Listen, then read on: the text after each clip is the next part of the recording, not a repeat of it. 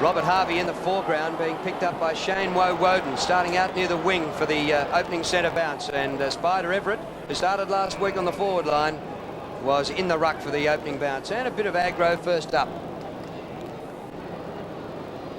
Yeah, this is where St Kilda have got to get on top of Melbourne. Last year they caused a few problems for Melbourne with the 12 players. And without Jeff White here today, there's a big job on Alistair Nicholson's shoulders. There's Woden, who's Harvey's man. Gets the first decisive kick for the game. It's chopped off in defence and driven back by Ryan. Ball back in centre square. Viney. Tripped over by Everett.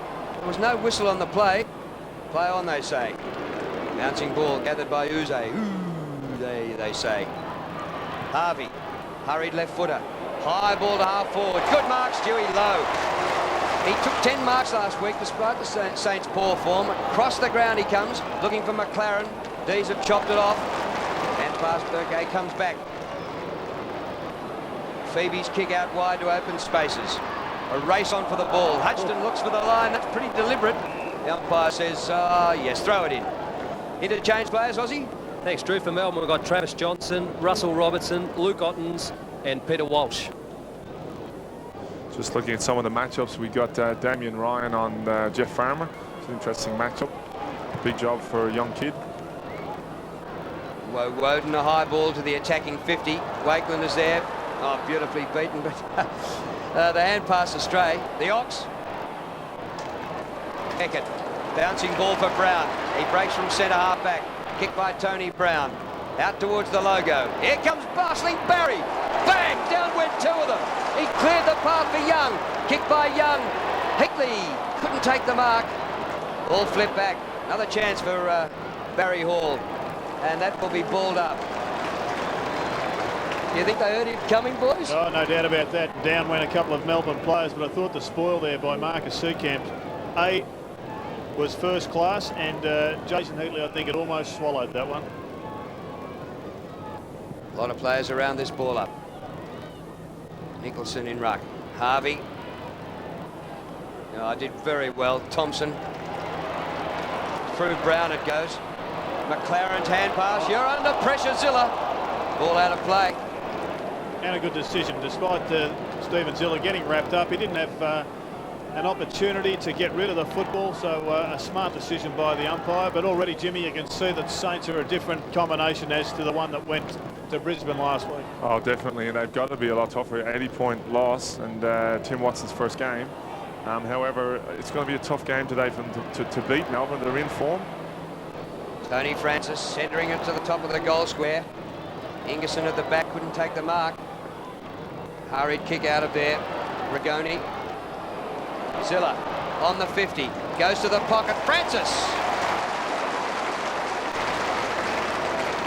So Tony Francis for the first shot at goal. Just some of the other matchups in the forward line, back line. As predicted, we got the two Waitland brothers on David Swartz and David Neitz. And down the other end. Francis kicks truly.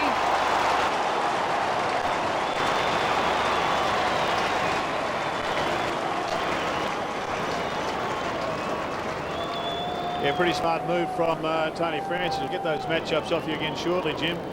But just not enough pressure here. The Saints doing quite well in getting that ball forward. Stephen Zilla getting a number of possessions. And Tony Francis, if he's not manned up, he will catch up. He'll get a heap of possessions. Looking good so far, the Saints.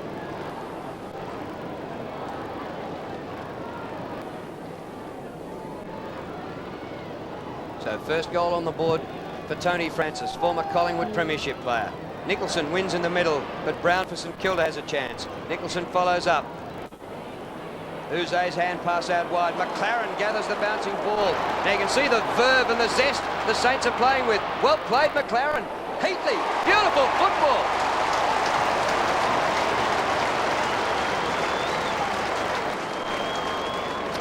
Well, Joey McLaren is a real speedster, and you can see there that he has got toe to burn.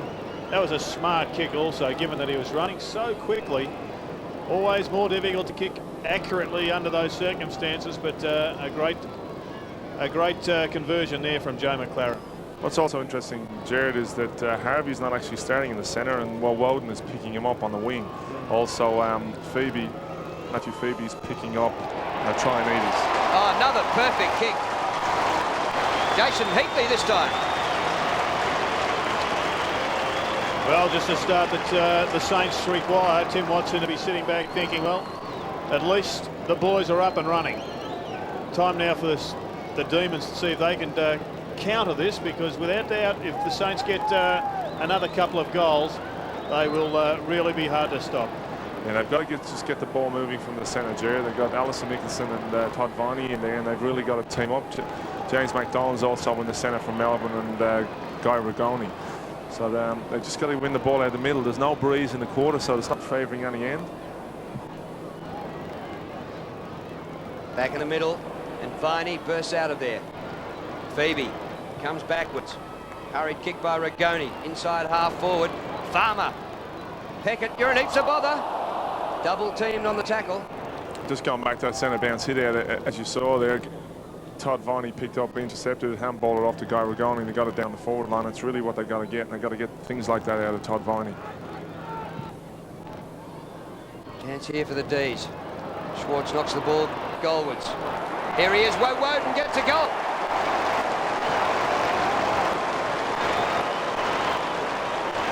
Demons first. And there's the man picking up Harvey, drifting forward for a 6-pointer. It wasn't just a goal either. It was an absolute corker, this one. An individual effort, kept his feet when the ball was at ground level. And just have a look at this. He's been knocked off the ball a couple of times. He was buffeted, but strong play, Jim, to keep his balance and dribble it through. And that'll certainly put a lot of pressure on Harvey, who he's picking up.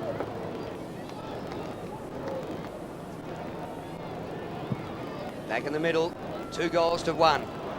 Everett gets it to Thompson. Long kick straight to full forward. Big pack gathers. Well done, Seacamp. Away to Chisholm. Back over midfield. Farmer a long way up the ground, gathered by Young. Returning for the Saints today. Traianides been good in the pre-season. His hand pass knocked down. Young to Harvey. Great tackle by Viney. Down went Harvey. Schwartz gathers. Hand pass to Farmer. A bumble. Now we've got a free man on the goal square here. McDonald goes for the goal and misses. There was good pressure there by Melbourne. Matt Phoebe actually putting pressure on Traianides. The ball spilt loose, and Melbourne forwards were onto it. I think Jeff Farmer had something in that, and eventually McDonald kicked the point. Yeah, I think Tim Watson would be pretty pleased with the way the defenders wrapped them up too. It looked like Melbourne were going to swallow a goal there. Sure did. He's crashing through. Umpire will ball that up. We'll be expecting a lot more from Scott Chisholm this week. Last week he was his first game, and he's a little bit hesitant when he's coming out of the back line. He had a few mistakes and took a bit long to get rid of the ball, but just there as you saw him coming out of the back line a lot quicker, and I'm sure Neil had a big chat to him during the week. Well, this is where Alistair Nicholson really just has to be a nullifying player. Spider Everett, he's just a class above him at the moment, and is in his development. He's just got to neutralise him. McDonald, hand pass back, hurried kick to the forward line, Neats caught behind, Wakeman waiting the ball to sit up for him. Well played by Wakeman. Stewie Lowe, a set half forward, back at half back to Traianides. His kick to a pretty vacant half forward, Hall from behind, he's back from suspension, gets it off to Mitchell, open goal square, goal to Gavin Mitchell!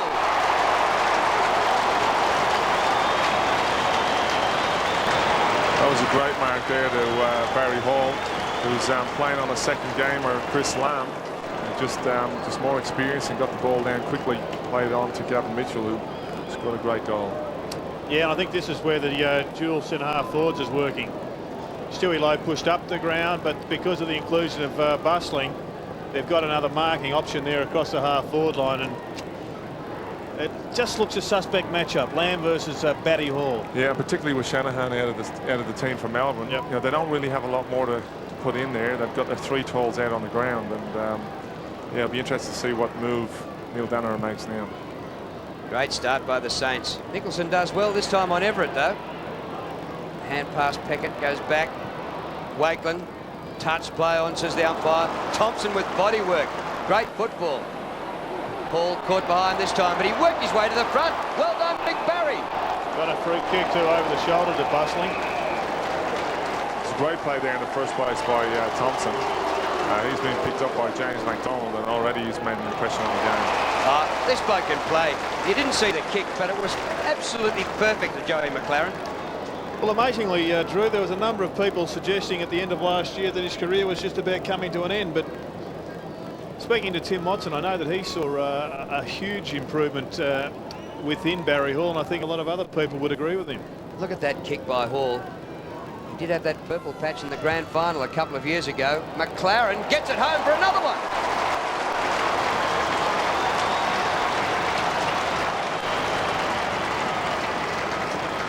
This is not the sort of start that Melbourne are looking for today. They really needed to apply a lot of pressure, knowing that St Kilda were going to be coming pretty tough at the start of the game, coming from a big loss last week.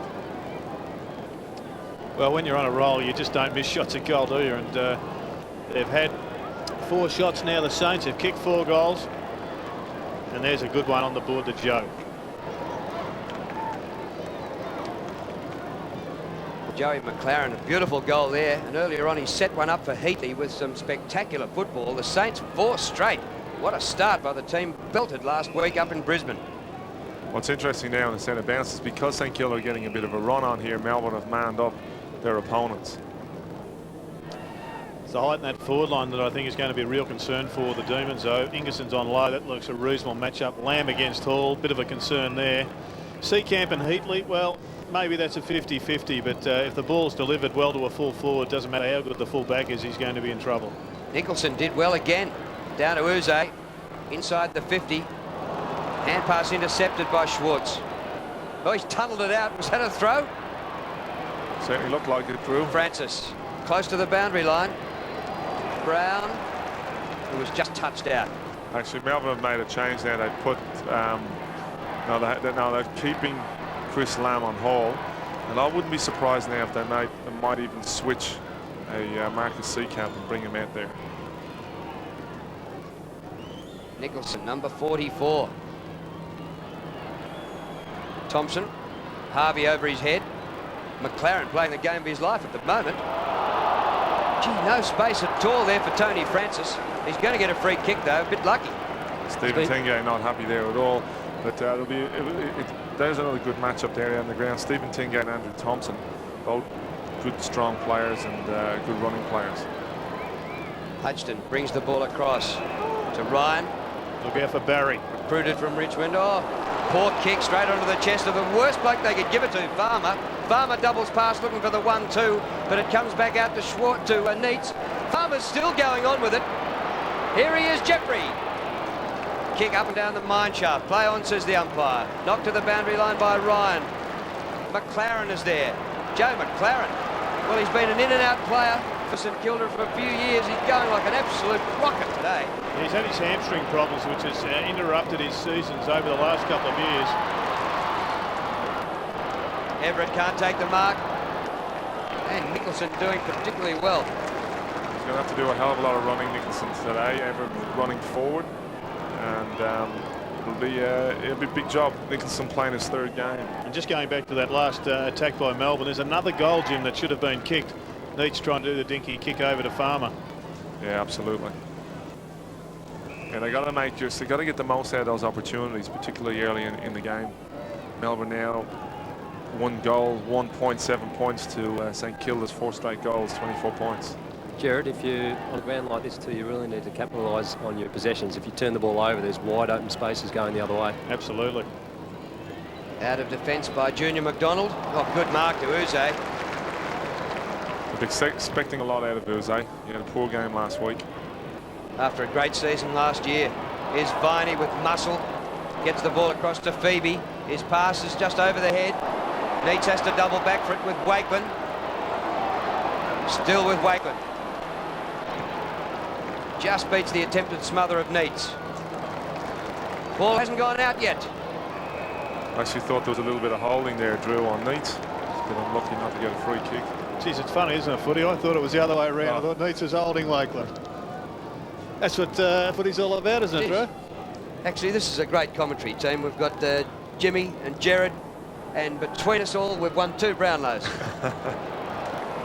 Stewie Lowe takes the mark, drifting right back to the last line of defence. Yeah, so Kilda be expecting a big game from Stewie Lowe as well today. Harvey up to Wakeland on the logo at centre wing. St Kilda playing the sort of football that won them a couple of games in the Ansett Cup. Trianides, Hall, and Heatley's come a long way from full forward. Didn't get the footy though. Matthew Phoebe's got it. Great tackle, Thompson. It spills to Heatley. Where Thompson's really putting his body in on the ball today and putting on some great tackles early in the game. And just as you said, last year, I think the last time I've seen St Kilda play a really good game was against Melbourne, about round 16, when they really demoralised Melbourne, beating them by about 15 goals. And since then, they only won 2 out of the next 10 games. Yeah, that's right. They won by 85 points that day. Round 13 it was. And we were declaring them premiership favourites at the time, Drew. Yeah. Well, they finished last year winning 2 of their last 10, and then were flogged in round 1 this year. So their graph went the opposite way to Hawthorn's. Yep. Lowe, he's really contesting today and doing a manful job. McLaren back to Trianides. Over the top to Harvey. He had time to drop the mark. He's got it on the boundary, 50 out. Good pass, Heatley. Now Jason Heatley can kick this. He's wide out and be kicking from nearly 50. But one of the best kicks in the competition.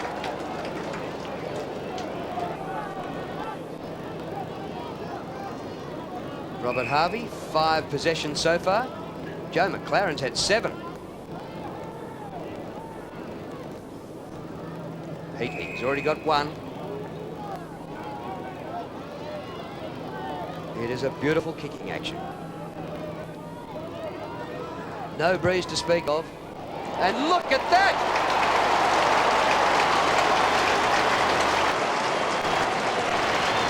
That's one of those occasions you give a bloke a big rap and he didn't let you down. No, he supported you right through to the finish there, Drew. And, well, there is no reason why anybody should miss a goal in the conditions that we've got here today. They are absolutely perfect. Perhaps just a zephyr of a breeze, Jim, going towards the St Kilda goal. Yeah, I think that zephyr is a very small one. Zephyr? His father used to have a zephyr. So did mine. I fell out of it a couple of times. What a start by the Saints. 5 goals straight. To Melbourne, 1 goal, 1. Francis, Brown, Trianides. D's have got to do something about this, otherwise it'll get right out of hand quickly. Matthew Phoebe dragged to ground. St Kilda dispossessing them brilliantly. Trianides kick. Hall caught behind, but he punched discipline. Down to the Prince. Long kick over centre wing. Oh, well done, Stewie Lowe. It's an area that in the night competition this year when Melbourne played St Kilda, they got beaten in the air a lot and around the packs, and big men were a bit short. And tonight or today, the same thing is happening. We've got St Kilda's forward line with Lowe, we've got Hall and Heatley all winning in their positions. And Spider pushing into the hole. Well, there's big Stewie Lowe attempting the mark, and he does it successfully. He's now in the ruck, and Spider Everett's pushed down into the goal square. He's taken 5 marks already, Stewie. Brown, Heatley's got 2 goals already. Back he goes, and a kick by Mitchell. Gets his second. That's a terrific snap for goal. Well, I'm tipping already. St Kilda in this mood are unstoppable today. Yeah, I agree with you. This game is very close to being over, Drew. Jimmy? Yeah, well, I wouldn't say it's over because Melbourne are a strong team. They get that ball back in their forward line, but I think it's interesting that the big guys like Lowe went in, and that's something with Lowe and Everett being able to swap them. Melbourne doesn't have that. Nicholson's their only ruckman. They don't have a lot of big fellas to move around the ground and change positions. So it'll be interesting to see now what Neil Danaher can do to stop St Kilda's run. Peckett coming off the ground, being replaced by Campbell. Melbourne dropping Leon Shelley now back into the back pocket on Tony Brown. Todd Viney also in the back pocket. Positions that probably not ideal for Melbourne at this stage. Glad you pointed out Leoncelli. I haven't sighted him yet. Everett wins in the middle, but he's knocked it Melbourne's way. Guy Rigoni wrapped up. How are you enjoying watching the game from up in the commentary box, Jim? Yeah, well, it's a bit different for you. It's a better view than sitting on the boundary as it was last year. Yes. But you could do something about it if you're out there. What can you do from here? Oh, yeah, I used to turn around and stare at the coach. It was always his fault, was it? Try and tell him to get me on the ground. Yeah. Well, it was a late call, that one, by the umpire, but it was a correct one. I think he was just looking to see whether advantage was going to be paid. And interesting to see Tony Francis pulling up those shorts he's borrowed from John Nichols. They're bottles, aren't they? Melbourne very lucky there. Ooze had the ball and he just dropped it on the ground. It could have been a 50-metre penalty to St Kilda. Stewie Lowe, is he having a dip today? And that might sound like sometimes I think he doesn't have a dip, and accidentally it did slip out, but sometimes you wonder, but by gee, he is really going today. Ball out of bounds near the interchange area on centre wing. Just looking at the statistics from Melbourne, a lot of players have yet to touch the ball, and players like Longmuir had a great game last week, still hasn't come into the play. Swartz, David Neitz, all players that are yet to really make an influence on the game. Well, Nicholson worked Everett out of that. I think Nicholson's going particularly well. I'm going to ask Jim in a minute what credit he can take in the ruck coaching of Nicholson. Try and eat his good hand pass. Mitchell going like a winner. Robert Harvey, open goal square. Beautiful kick, another one.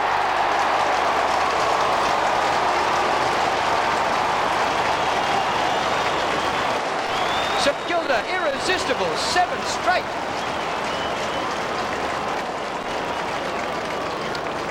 Yes, and the great Robert Harvey on the end of this one. Nice handball from Mitchell, and Harvey's been patrolling this members wing all game, and he's finally getting his possession rate up, and that one equalises the goal kick by Shameway Woden.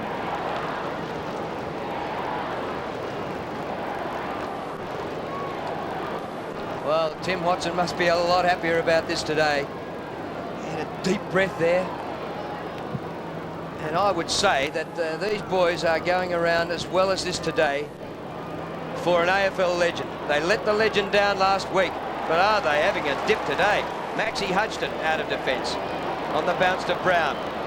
Accidentally off his shins. Peckett's back on after his bleeding nose. Maxie, get rid of it, son.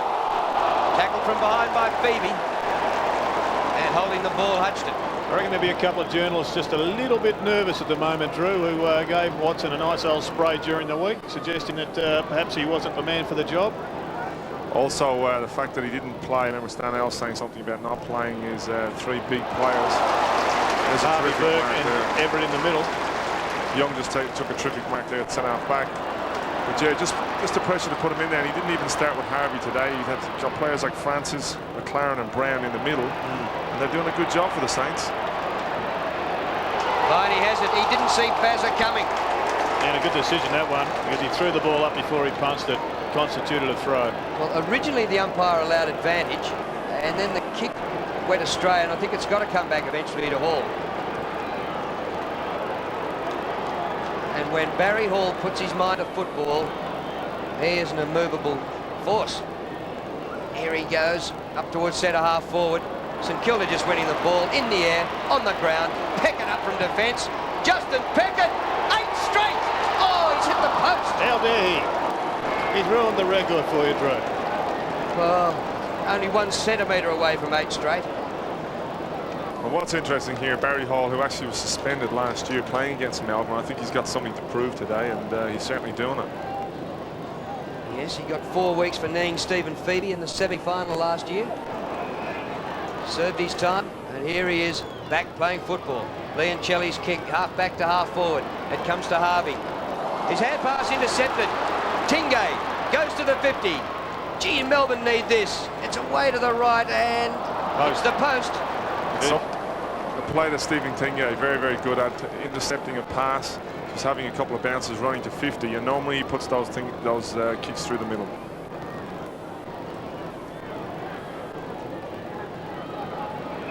St Kilda's turnaround today is nearly as big as the West Indies turnaround in the cricket. Yep.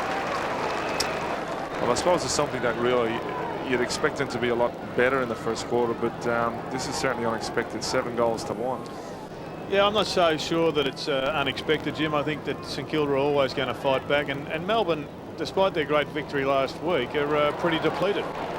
Yeah, definitely. Without Jeff White in the rock. You got Jeff White, Brent Gergig, who played last week, isn't playing today. Todd Viney is not quite at his best, it would seem, out of very limited preparation. Gary Lyon's not playing, and Shanahan's not playing. Here goes the Oxford goal. He improves the angle, but kicks it across the face for a behind. And also you got Glenn Lovett playing in the reserves.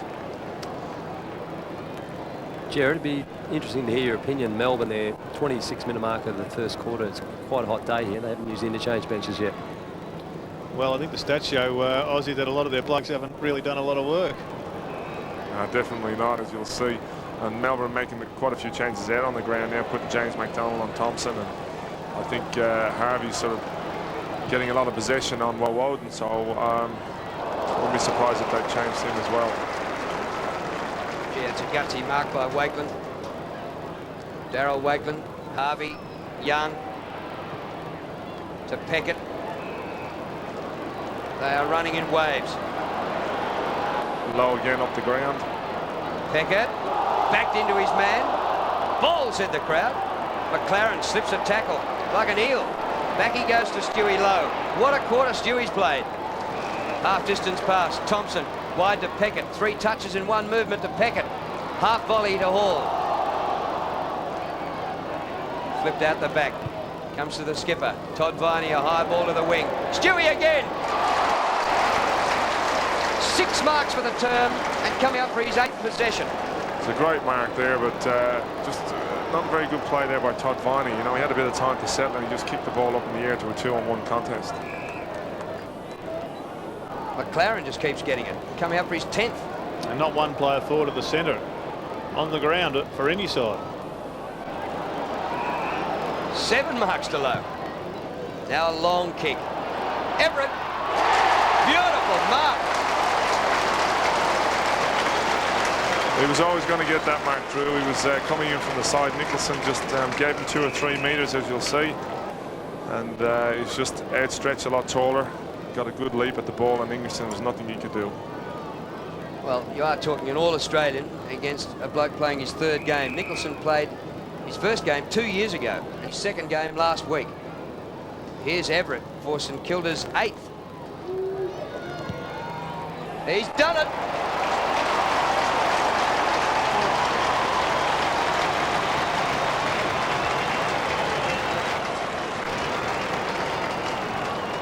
They're going to get back all the percentage they lost last week by the looks of it.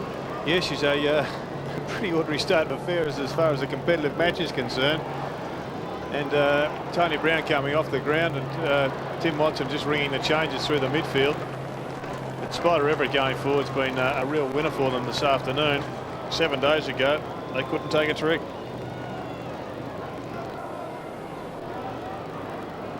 So back in the middle for the centre bounce. 1.5 minutes to go, and St Kilda 8 goals 1. Everett wins. Leoncelli now back in midfield. James McDonald hurriedly to centre half forward. Peckett doing well. If you look here, Peckett and Young are both allowed to be loose men in the back line. And Melbourne, while they've got extra men up the field, are just not capitalising on that. Farmer so damaging last week. 1 kick today. Trianides. Hall. No. Yes, he paid the mark. I thought he might have been a bit early on the whistle. Barry Hall, deep out, 55 metres. Heatley, and once again he's within kicking distance. And he's got a pretty good kick from only around 50 on Jason Heatley. He's already kicked 2 goals. Well, I can still remember the 10-minute burst he had in that grand final a couple of years ago against the Crows, where he set the Saints up for 3 or 4 goals. He's a super talented player, Jason Heatley.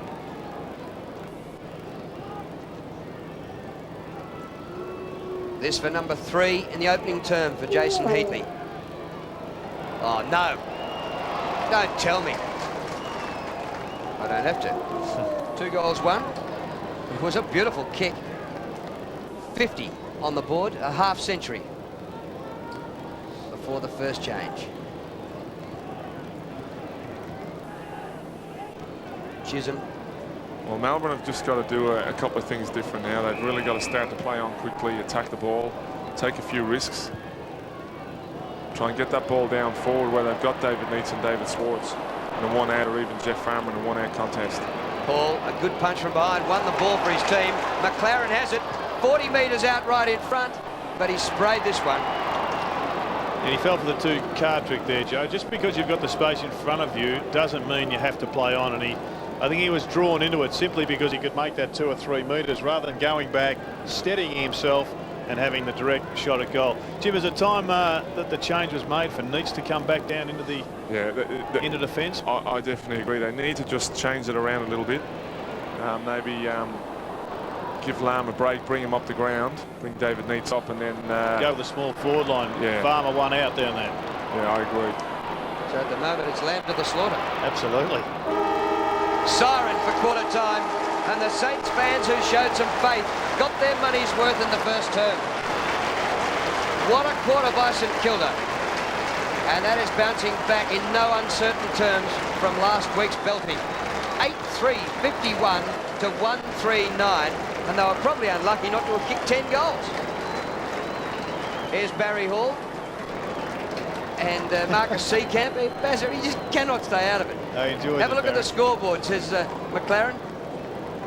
Yeah, there's nothing worse than when you're down by this many and you get yourself involved in it, and an opponent comes up and says, mate, have a look at the scoreboard. There's not a lot you can say, is there? No, Jared. Robert Harvey, he knows that the Saints needed a big one today, and he's gone a long way to producing the goods for them. Yeah, and likewise with Lowe and Everett. Well, if you're following the Saints, you have had an absolute terrific start to Easter Sunday with that. 51-9. That's very tempting, you know, when you look towards the end of last season when Jeff White couldn't miss anything. He was out there every week, and now this year he's missed the first 3 games, 2 or 3 games anyway. Saints going forward again. Look at the hands in the midfield. Zilla, well done. Brown, who followed up, beat Woden, put the hand pass in. Big Bazza, 45 metres out, he laid back on it, didn't follow through. High ball. Chisholm gets a fist to it and keeps it away from Mitchell. Rush behind. So someone who's impressing me today is young Joe McLaren. Yeah, he's having a very good game, there's no doubt about that. And as we said during the first quarter, we've seen him play some fantastic games, but he gets 2 or 3 good ones going, and then all of a sudden he gets a hamstring injury. So let's hope for his sake and St Kilda's sake that he can string 20-odd games together. Front on push to Viney, and he'll take the free kick. A few trusty allies are missing. There's no Gary Lyon out there. Wakeland punches it down. Comes to Longmuir. His hand pass didn't find a target. Peckett into Brown. Brown's having a good game. Paul juggles. He's a boxer and a juggler. Heatley leading from the goal square. So Kilda have a very open forward line. They've got no one in the square. They're trying to leave Heatley on his own with Marcus Seacamp. Wakeland to Harvey. He kicked a brilliant goal in the first term, Robert Harvey. And goal kicking hasn't been one of the strengths of his game. This is a pass to Lowe, and Stewie Lowe's just taken his 8th mark. Pretty good kick though, wasn't it? Pinpoint accuracy on the left.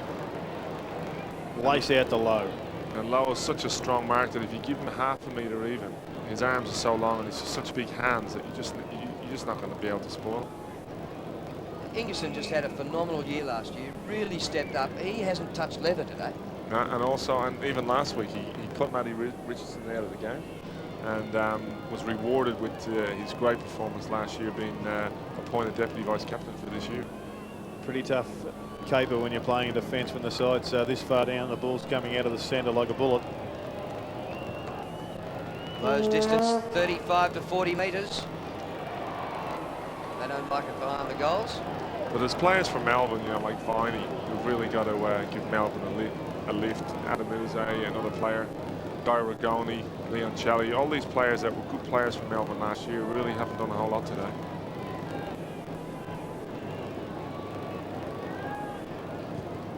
Chisholm kicks the ball to the outer side, looking for a teammate, but once again Melbourne incapable of taking the ball in the air. Virtually kicked it straight to low. She's got the area to go to, I wouldn't have thought. Oh, great hands, Thompson to Harvey. Harvey! Oh, it floats through for a goal!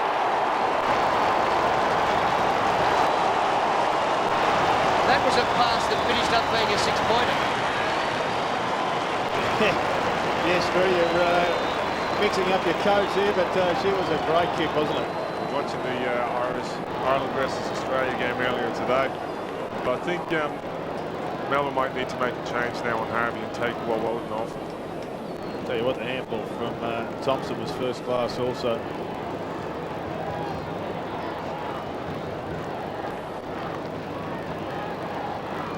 Well, it's early days. You wouldn't want to be fumbling around for the record books, but unless Melbourne can get going, they are going to get beat by a record margin here today. Ryan. Damien Ryan switched across from Richmond in the off-season in the draft. Brown is having one of his best. Tony Brown. Everett. And they just peel away from Everett, and spaces everywhere now for the Saints. Big Spider goes for a bounce. Approaches the 50. He's wide out. Low again. Don't tell me he dropped one of the easiest ones. Viney to Chisholm. Back to midfield. Ryan.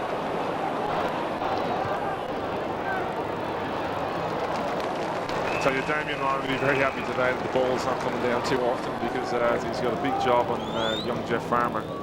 But so far he hasn't really had to worry too much. So, young Nicholson on Everett. What role did you have with Nicholson? A bit of coaching there? Yeah, well, he's been, you know, playing in the ruck and the reserves last year. At first he looked like he was going to be a forward, but no, he's done very well. Obviously, I didn't have too much. Obviously, we compete and practice together, but you know, he's really picked it up well, and he's come from a hockey background. Really only started the game when he was 18. Yeah, well, you wouldn't be coaching the blokes threatening to knock you off too hard, would you? No, not last year. But the other thing that Melbourne are missing, they've got another player, Lee Newton, who is really the second string ruckman, and he's injured as well. So that's why they're really struggling in that area today. Rigoni's kick to the 50. Maxey. Hudson, a good mark. Well, could be dangerous, especially with Trainees. He's back to the ball. Somehow he's got it. Back to Young. Draws a man, finds Robert Harvey. He's kicked a couple of goals. Here he is back at halfback. Wide for Hall. Barry Hall playing his lights out. Shrugs the tackle. That's confidence. Back to Harvey. So they put Rigoni on Harvey now, but he's really got to play a lot closer. Here's McLaren. McLaren's up to 13 possessions. Heatley leading. It goes wider. Peckett had time to let it bounce to the goal square. Heatley again, punches down. Mitchell a goal. Well, if Peter McKenna's day did a full forward ever palm the ball down to a rover like that? Well, that was terrific play. Well, certainly not one wearing a black and white jumper anyway. It was good there from Heatley though to just pound the ball forward and let Mitchell in. But you know, Melbourne again, the back line just should have been in front. Should have been expecting the ball to come down. Scotty Chisholm, a little bit of inexperience there.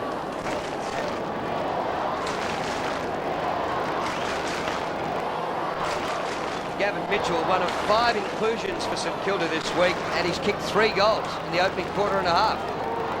Look, Melbourne got players on the bench like Travis Johnson and Luke Ottens, and maybe it's about time they brought some of them on, as Jared was saying before. Even bring Russell Robertson on, bring David Needs up the ground. Young had more space than you deserve in midfield in an AFL game. Tingay belted to the floor.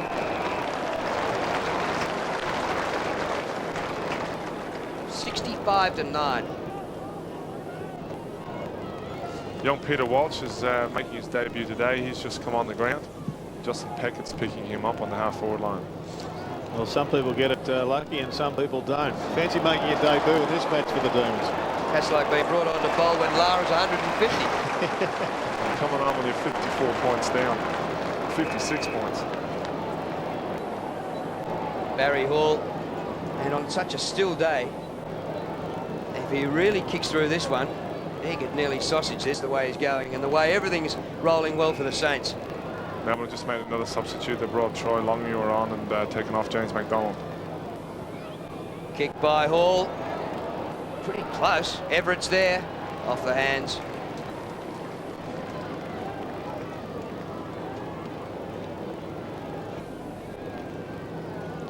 Take it week by week. Tim would have learned that. Coaches trot that one out. What a difference a week makes. So, Jared, if you were coaching Melbourne now, what would you be doing? Working on next week.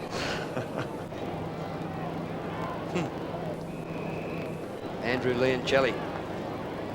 But I think they've got to minimise their percentage damage as well, Jim. I think it's fair to say they're not going to win this match. Everybody at St Kilda is just playing too well, so they've got to try and get some winners in the middle of the ground because that's where they're getting slaughtered. Yeah, and they're not even playing their basic football well out there. Leoncelli went back to take a kick and really didn't go far enough back. Had to hoist the ball up, dropping on top of it. Anthony Ingerson's head, who was trying to mark a one-on-one contest with Lowe. Just never going to beat him. Seacamp to the boundary line. And if you want the bad news and you're a Melbourne supporter, next week it is the rampaging Cats at Cardinia Park, or Shellfield, or whatever it's called these days. That's a tough assignment, the way they're going. Yeah. And in particular, when you consider Geelong's got so many good tall forwards, in Melbourne, that's where they're depleted at the moment. I think Melbourne now look like they're going to make a change and bring on a tall, which is Luke Ottens. And it's likely they'll probably give Alistair Nicholson a rest. I'm sure Melbourne fans are shell-shocked at what's happened here at the start of this game. Rigoni, good tackle, Harvey. And follow-up work by Peckett made sure the ball went out. So Robert Harvey not only attacks and works miracles with the ball, he works well when he hasn't got it. True, I think today is probably a closer indication of where St Kilda are as a team. Last week up at the Gabba, I think most teams will struggle to beat the Bears up there. Sorry, the Lions. So Melbourne just made a change. They've brought Luke Ottens on. They're taking Chris Lamb off. Thompson, a bit of a fumble, but time to recover. Punched by Seacamp, ball out of bounds near the wing. Jason Hintley playing well up the ground now, leaving Peter Everett in the goal square on his own and Alistair Nicholson. And Barry Hall is dropping in at centre-half forward on Luke Ottens. Well, Lamb in his second game. Can't give him a kick. We've given him 2 handballs. And wasn't that a high tackle? Yep. Wasn't that one round the chops? And a free kick to Todd Varney.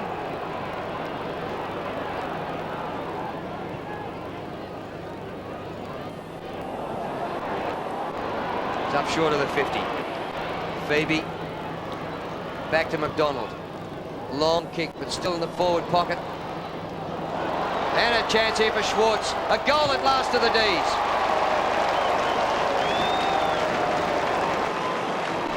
That was terrific play there by David Schwartz. First for Anthony McDonald across the ball. He really hadn't got much of an option there. Schwartz called for it in deep in the pocket, and he was able to keep his feet, turn around. As you'll see here, holding him out, using his strength, getting Waitman out, kept control of the ball and ran into an open goal. Great play there, David Schwartz.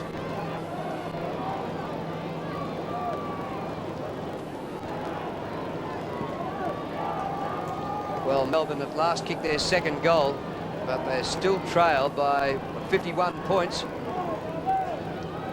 Walsh didn't last long in his first game. He's off. Robertson on for the Demons. Everett wins in the middle. 41 points the margin. Here's Robert Harvey on the run. Heatley couldn't quite hang on to the mark. Seacamp back. Chisholm close to out of bounds.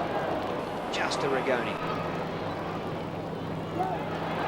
Varney. Over the wing. Young caught behind. Works to the front. Might have interfered. No whistle on the play. Demons get it down towards the 50, but it's out of bounds. It's interesting, Jared, when your big fellas are playing well, it really gives you so much more options. Yeah, and particularly when they're so mobile, like Peter Everett, Barry Hall, and Stuart Lowe, they're all capable of going into the ruck. So they're very difficult to counter, particularly when you're depleted. Melbourne without Jeff White, and you know, with the change of yourself retiring, Jim, then it becomes a difficult assignment. Thompson brilliantly played. Harvey giving him the run. Close to the boundary line. Hall, can he keep it in? Just beat him over the line. Robert Harvey up to 14 possessions already. And we're midway through the second quarter. And it's interesting just to compare the two interchange bench. The Saints interchange are up and running, charging around the boundary line, looking up at the coach saying, come on, Timmy, give me a chance. I want to get out amongst this action. The Melbourne interchange just sitting mild in the coaches in the dugout. It's interesting you say that, Jerry. It was like that at quarter time too when they went to their respective puddles. The Melbourne boys heads down and the St Kilda boys brimming with confidence. Well, you'd be pretty toey, Aussie, to get back on the ground if you're on the interchange, if you've got a Saints jumper on. Without a doubt, mate, without a doubt. Brown and Thompson are working brilliantly in time. Heatley just getting on the end of some perfect upfield football. Seacamp has clocked him. Bit of blood there. Yeah. Oh, that doesn't look too good at all. That's a big gash. So he'll be needing a couple of stitches on that one, Jared. I think his day's over, Jim. He's in shock at the moment.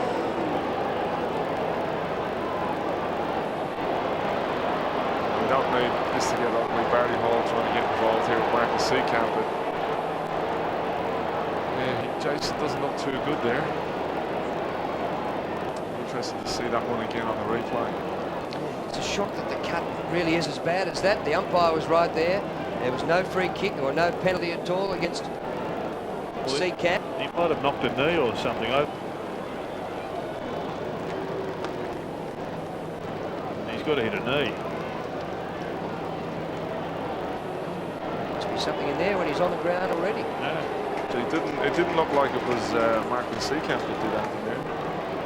Probably followed through, but there was nothing untoward. So Heatley's coming off. Trianides will take the kick for him. And this is a sight that we don't want to see in football. Well, this will give one of the St Kilda boys on the bench a go. Bringing on young Ben Walton. Always the pragmatist is Jimmy Steins. Well, as Cameron Swab used to say, as one door closes, another one opens. And that's how I like to see it when I retire. I think his old man Alan Swab used to say that. That one's going back a while. Well, terrible bad luck for Jason Heatley, who had started the game in great fashion. Kicked a couple of goals in the first quarter. Looks set to get his third there. It'll be a St Kilda goal, but it won't be to Heatley. He must have got a stop or something on the ground even. Sprinkler head perhaps, although I'm not sure they've got those out there anymore. Trianides gets the goal that Heatley earned for him. Although we got a 50-metre penalty there now, I didn't think that was warranted. I think that. Well, he followed through and barreled in. By the looks, everybody there thinks it was Seacamp.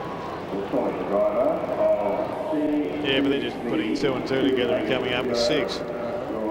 Let's just have another close look at it. Clearly he's laid on it, but there's no fist or no elbow coming to the head. Let's just have a look at, there's a knee right there. And that does look as if that's where the connection is. But while he came in a bit late there, Jerry, he didn't actually really try to make too much contact. He was just I don't think he really pulling himself back. But what a scoreline. Brown again. Is he getting a lot of it? Oh, Hall! That's the way, Bazza. Get the footy. I'll tell you, he'll be a very happy boy today. After going out in the finals the way they did, and him being reported those 4 weeks and be able to come back with such a strong game. There's a fair chance he might go and have a chat to Marcus Seacamp if he puts this one through. Yeah, as long as he leaves it as a chat. Yeah, I'm sure he's learned. He will have had a long pre-season. Right in front, 49 metres out, and a perfect kick for a goal.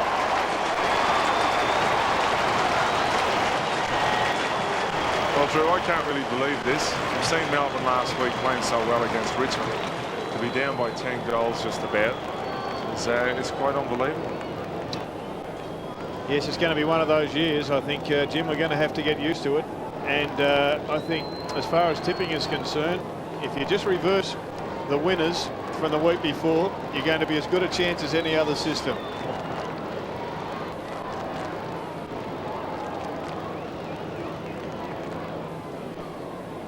Neil Danaher must be in the depths of despair here.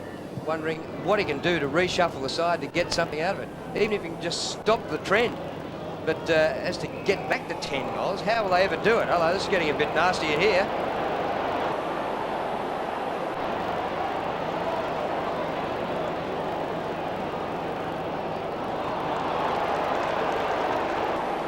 And out of it all, it'll be a Melbourne free kick and an injury to Farmer. That doesn't look good for the Wizard. First he held his forearm, then his shoulder, but that doesn't look good for Farmer in midfield. It's on Melbourne's forward line. Wow. Pretty tough. He's in trouble. He may have broken a collarbone. Oh, I think so. I think so. AC joint or a collarbone. We'll find out from Richard Osborne as soon as possible. I think you picked that right, Jared. Yeah, what's interesting here at the centre is St Kilda have been winning the centre breaks 4-1 this quarter, and St Kilda have been dropping 2 players back on their own. Let's just have a look on the left-hand side. We may be able to pick up Jeff Farmer. There he is, number 8 coming in. It's crashed in there. Yes, it's happened in there. Oh, well, isn't that... Well, let's hope that's not sort of half a season or something, because he was just an excitement machine. He started last week with 6 goals. But St Kilda are playing all the footy today. Schwartz stopped dead in his track. Stewie Lowe put on the best tackle of his life. Over the shoulder, Drew. But you can see there the immediate reaction of Andrew Thompson once he took possession was to handball the ball backwards. Seen it a couple of times today from St Kilda players. And, well, on that occasion, maybe it's better off just going forward. Clearly, Tim Watson's given them the blueprint of when in possession, handball it back to, and probably move on and shepherd a player. But by doing that, he's handballed it straight to a Melbourne player. Well, live I couldn't see it was over the shoulder, and in replay I couldn't see it either. Looked a ripper to me. Schwartz from 55 metres out has kicked it like the ox that he is.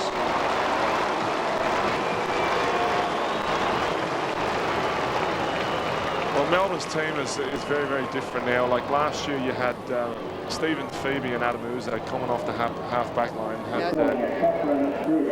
That's the one I'm talking about with Thompson. Is this high? That is a perfect tackle. A little bit the hand went over the shoulder there, I think, Drew. But Melbourne just don't have that drive from half-back. They're now missing Farmer now on the forward line and Lyon, which really 4 real key players in their final series last year. Big Baz is coming off for the blood rule. Well, I can't see it, and he can't see it either. He's got a little nick on his knee. He might have cut himself shaving on the way to the ground. The electric buzz saw. The McCullochs.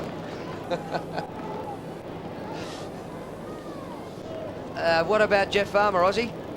Thanks, mate. I was just speaking to the club physio. It may be good news. At this stage, they're still assessing it. The doctor's still looking at him in the race, but it may be just a bruised shoulder. Well, let's hope so, because Melbourne need him, and the competition needs him. He's just so exciting to watch. Who have the Demons got next week, Drew? Geelong at Geelong. Geelong. Good luck. Shell Stadium. McDonald, he might have been a bit hesitant, but he finished up with the football. Kick back towards midfield. Oh, courageous mark. Thompson, who ran around the seconds for so many years, came from the amateurs as well, finished up playing state football courtesy of Gerard last year, and you'll be proud of him today. Oh, and he hasn't let us down either when he played for Victoria, but if you're looking for a positive and you're a Melbourne supporter, as we've said, when you're looking for your tips, if you've had a shocker the week before, you're almost a certainty to come out and win. Oh, that is high. Francis. Drew, I spent a bit of time at the Western Bulldogs with young Andrew Thompson, and the kid can play. He showed that in those days as well. Well, he's doing very well today on Stephen Tingay, and Tingay's only had the ball about twice this the game. And same with David Neitz, two players that really need to lift. Wakeland, pinpoint. Trianides, also pinpoint to Lowe. And Stewie Lowe's racked up 10 marks, and we're 7 minutes short of half-time. Play on, surely. Farmer being worked on. No, the umpire hadn't blown time on. Well, it looks of things there with Farmer. If he's getting a rub, that would suggest that he is okay, and he might even be coming back on later.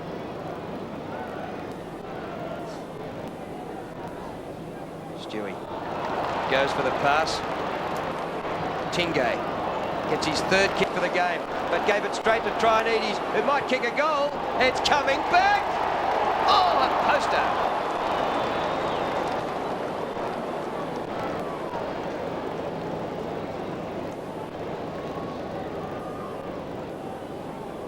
Well, the only miracle is that St Kilda haven't kicked about 16 goals. And the wind, Jim, has certainly picked up. It's now a strong zephyr. Which flag are you looking at, Well, Jerry? the one over there. On the far, near the big scoreboard. But the ones back at centre wing aren't moving. They must be tied down then.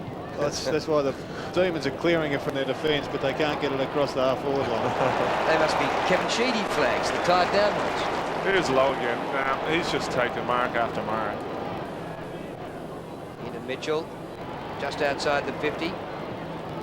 Centering kick, Everett. Rover needed, but it comes to Chisholm in front. Scotty Chisholm.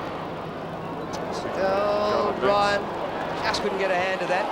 Neats pushed off his kick by Wakeman. Ball stays. Oh, we're going to stay in for a moment, but great footy by Wakeman. David Neats, just 3 possessions.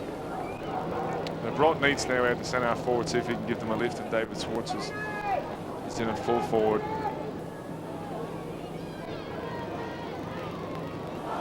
Oh, clean possession by Wakeman. Oh. He dished out the ball to McLaren.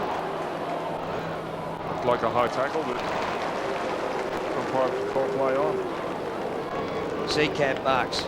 So Phoebe off, Travis Johnston on for his first run. Surprised I haven't brought Travis on a bit earlier. He's a very, very good player, very good footballer, and well able to kick goals. Seacamp. Excellent mark taken down here by Tim Elliott. Elliott. Young. Over centre half back. Peckett working the centre corridor beautifully. Look out, here come the Saints. Walton in his second game. Wide for Everett. And Ottens takes it over the line. So yeah, Tim Elliott will be happy to get back out there. It was a good mark from him. And he's been sitting on the bench for most of the game to this point, and he had a great game last week, and I was surprised to actually see him start there. Oh, Thompson's just playing out of his brain here today. Well played. Chisholm in heaps of bother. He walks it over the line, and that's got to be as deliberate as handballing or kicking it over the line, isn't it? Yeah, no doubt umpire and director Peter Swab will be taking a close look at that one. But they're the 50-50 line ball jobs that make umpiring interesting. Thompson again. Ingerson looking for his first touch. Woden. Kicks up short of centre wing. Not a good kick there, Drew. Great pace by Ryan. Good pace, but Melbourne just got to make more use of that. They're coming out of the half-back line. They're just not getting past the centre line. St Kilda always in front of their man and really playing good attacking football today. Well, if you've just been out for a Sunday afternoon drive to visit Grandma on Easter Sunday and you've had a look at the score, yes, indeed, St Kilda are leading Melbourne by 10 goals. Campbell knocks the ball up the ground, lands on its point, favours the Saints. Elliott. Here's Johnston just off the bench. Tingay. All St Kilda. Young marks on centre wing. 20-metre hand pass in, he goes to Peckett. Trianides offers the lead. He comes up half distance to Harvey. Harvey goes over Trianides. Francis was looking at the goals before the ball arrived. And as a result, he didn't get it. Chisholm. Neats.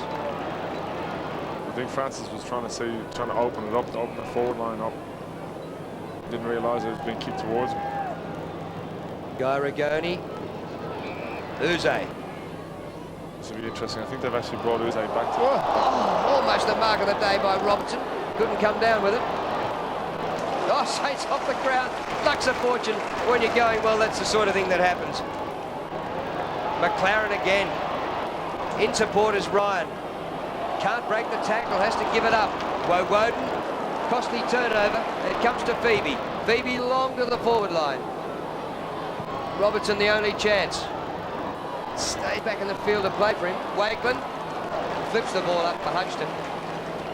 David Swartz is down at the moment. He's getting treated by the trainers. I'm not too sure what happened there in that last marking contest. But Ryan to Lowe. Stewie Lowe. What a game he's played. Everett.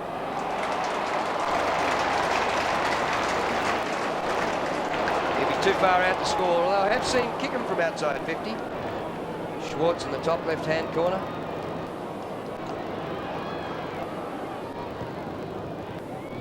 Gives it off to Trianides. 50 metres out right in front. And it's home!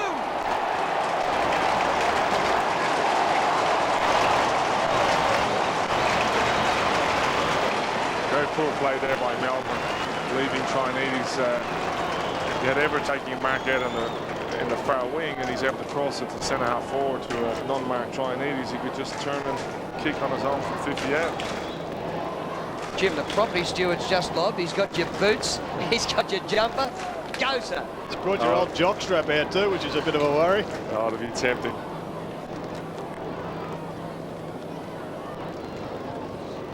Two and a half minutes to go to half-time, and look at this shellacking. 64 points. Johnston out of the middle for the Demons. So Kilda have got Elliott now in the rock. Schwartz back to Neitz. They need a mark here in front of goal, or a rover. Hudson, former Queenslander, mops up. Ryan, well done. Just evades McLaren, and the ball out of play at half-back flank for the Saints.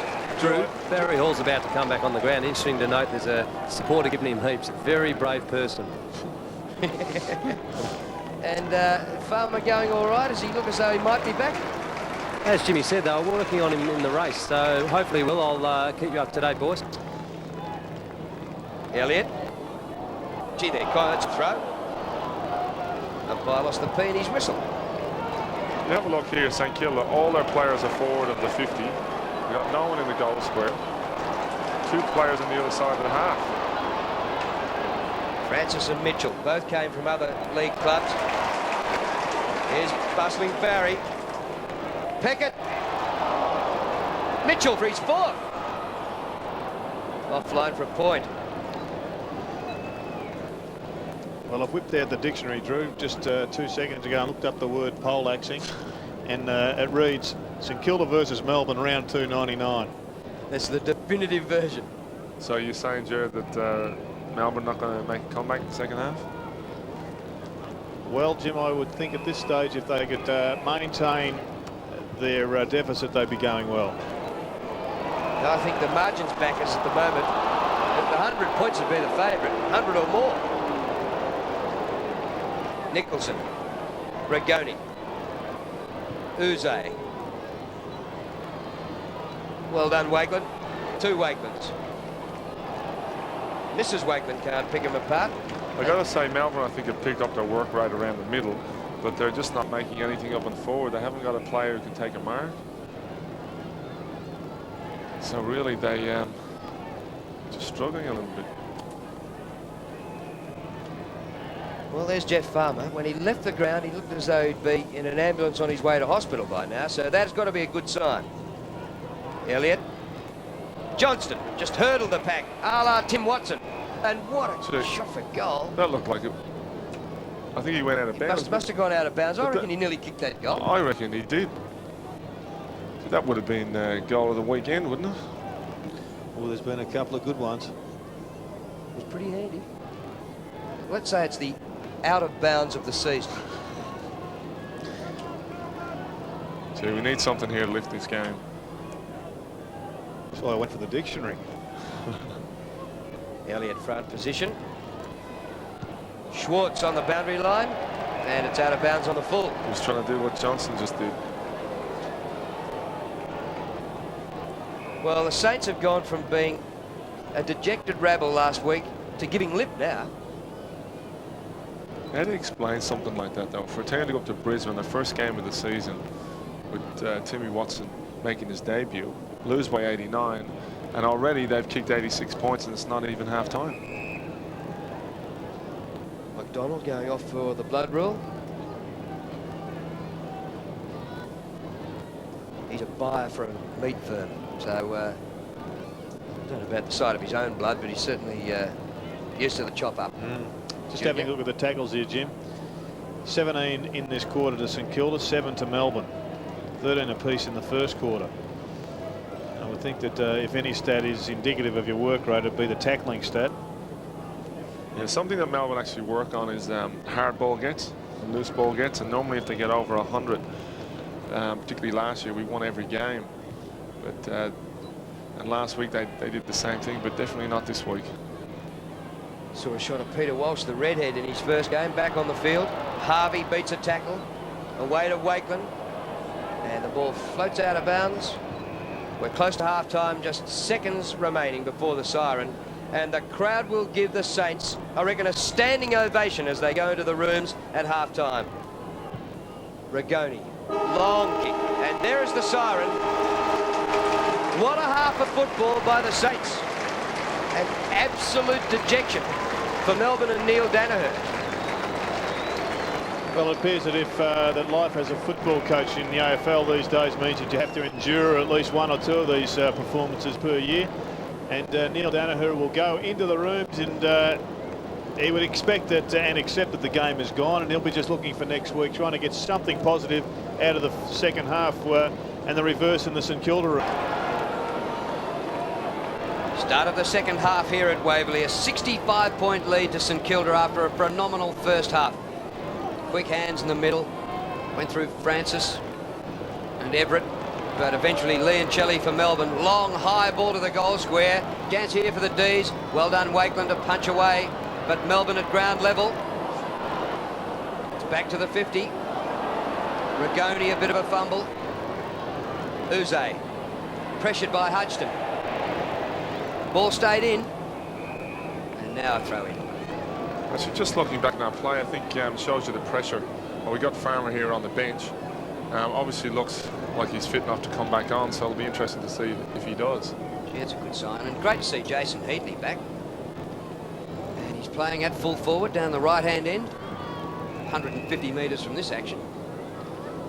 86 to 21. Trianides, his form in the Ansett Cup has continued on to the premiership season. Yeah, having a great start to the season. Everett got a hand to it. Robertson came off the bench. Phoebe a snap for goal. Trianides another kick, and that's out of bounds on the full. You're a bit unlucky, Andrew Leoncelli. Notice with Timmy Watson's game plan, he seems to bring a lot of his players up on the ball and try and leave his forward line as open as possible. As you can see here, in forward half, there's only 2 players there for St Kilda, and yet St Kilda have got the play. Counting down to the record, that's 13 for Stewie Lowe. Unfortunately, all the stats you see in football, I've never ever seen the record number of marks ever taken in a game. But, oh, good mark here by Wout. Copped a bit of a knee in the side of the head there, I think. David Neitz has moved either up onto the ball or into a key defensive position. That's a dangerous kick there by David Neitz across the centre. Melbourne scrambling the ball forward. Robertson, good distance with that kick on the turn. Wakeland's played a game and a half. Good tackle by Johnston. And he wins a free kick. That's the sort of start that Melbourne are looking for. They need to kick this goal. Just balance the ship a bit, give them a little bit of encouragement and a boost for the second half. Needs to centre half back on Barry Hall. Yeah, that's an interesting move. I suppose it's one that... Well, he wasn't getting a kick in the forward line, was he? No. There's no point, as you said, he took 1 mark in the first half, and Barry had taken 6. Shane Woden also coming off the ground. He's got a blood rule. Yeah. And a gash in the hair, so he's got the red and white hair at the moment. It's not a good look when you've got the white hair, is it? No. So that was that knee cop there taking that mark. Rising star nominee last year, and of course he's had to carry the burden of #1 draft pick. It's been a burden for most of them who've carried it. I think this boy will survive it pretty well. Right in front, 45 metres out. Good kick by Johnston, a goal. That play all started from Shane Woden. He took that great mark. Actually, Dennis Rodman would be very proud of him, sporting that red and white look. But often needs crossing through the centre. Took a bit of a risk. Melbourne it paid off, and they got a free kick, and Johnson kicked that goal. Top tackle too. And the umpire's shown they're pretty red hot on those decisions, but he had plenty of time to dispose of it, and he was nabbed.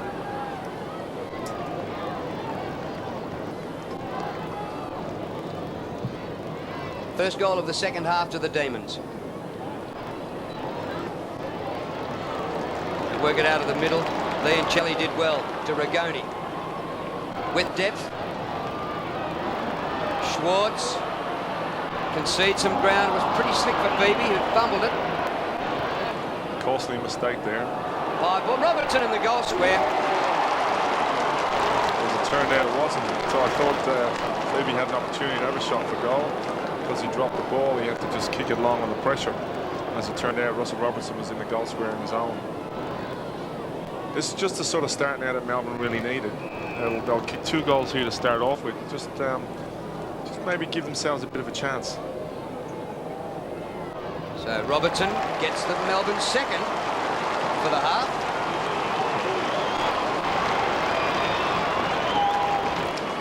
Well, Jim, we've already seen one extraordinary turnaround in round 1 when Geelong overcame North Melbourne after trailing by some 40-odd points at half-time. This would be, this would make that one just a walk in the park. Oh yeah, I haven't seen anyone come back from 60. No, we were down by about 49 to Essendon one year. They beat us in the last quarter. I remember in Hawthorn's premiership year in '89, a game earlier in the season at Princes Park, 54-point deficit at half-times turned around. Against Geelong? Yep. Same teams as played in the grand final. In fact, there was long memories from that game in the grand final, because I think when Brereton was put down, that had something to do with that game at Princes Park earlier on. Mitchell, good kick. And Heatley has been tidied up beautifully after that severe gash in the second quarter. I think if you look at the play, I think Marcus Seacamp has just complained to the umpire here. Heatley well on his own, but I think he was shepherded a little bit there by a teammate, and which allowed Heatley to get free. Oh, geez, there's some stitches in the old scalp there. Hiawatha would be proud of that job. I think he might have some bandaging on it or something, but anyway, good luck to him. Hey, there's a 2-inch cut there, Jerry. He's kicked 2. Make it 3.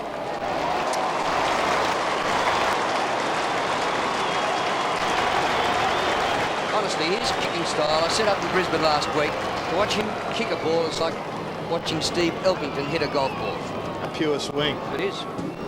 Well, he gets the results for it, and it was a good dummy, wasn't it? Because Stuart Lowe pushed into the goal square, and the Melbourne defender was caught in 2 minds, and a beautiful kick landed on Heatley's chest, and he produced the pure swing to get another birdie.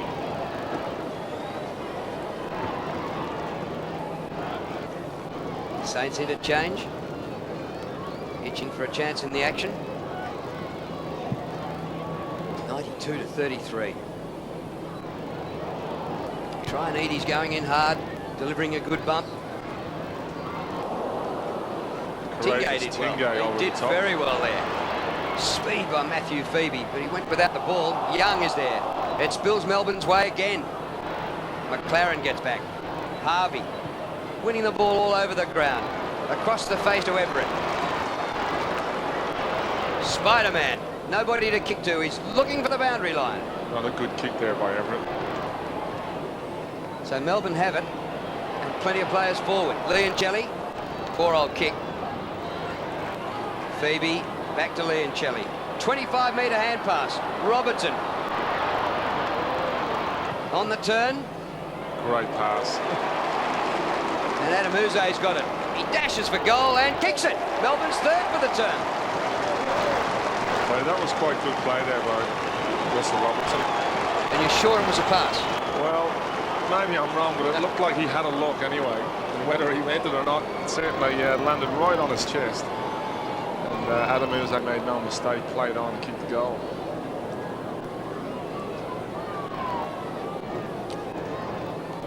Well, he got the job done anyway. And a cheeky goal, that one. Adamuze bounces off the turnbuckle and gives Matty Young just a bit of a lashing on the way through. Turnbuckle. It's a new one. He's a World Championship Wrestling fan, Derek. WCF. Melbourne forward again. So Johnston. Tingay. They're just coming forward in waves, the Demons, and putting a lot of pressure. So they have turned it around remarkably from the first half. Well, they've got the ball out of the centre now 3 times to St Kilda's 1 in this quarter, so they're really adding a lot of pressure in the centre. Francis. He's directing players upfield. And the big Ox has come through and given him a hip and shoulder after he got rid of the footy. So Jason Traianides will take the free kick. Neil Danner won't be too happy about that one.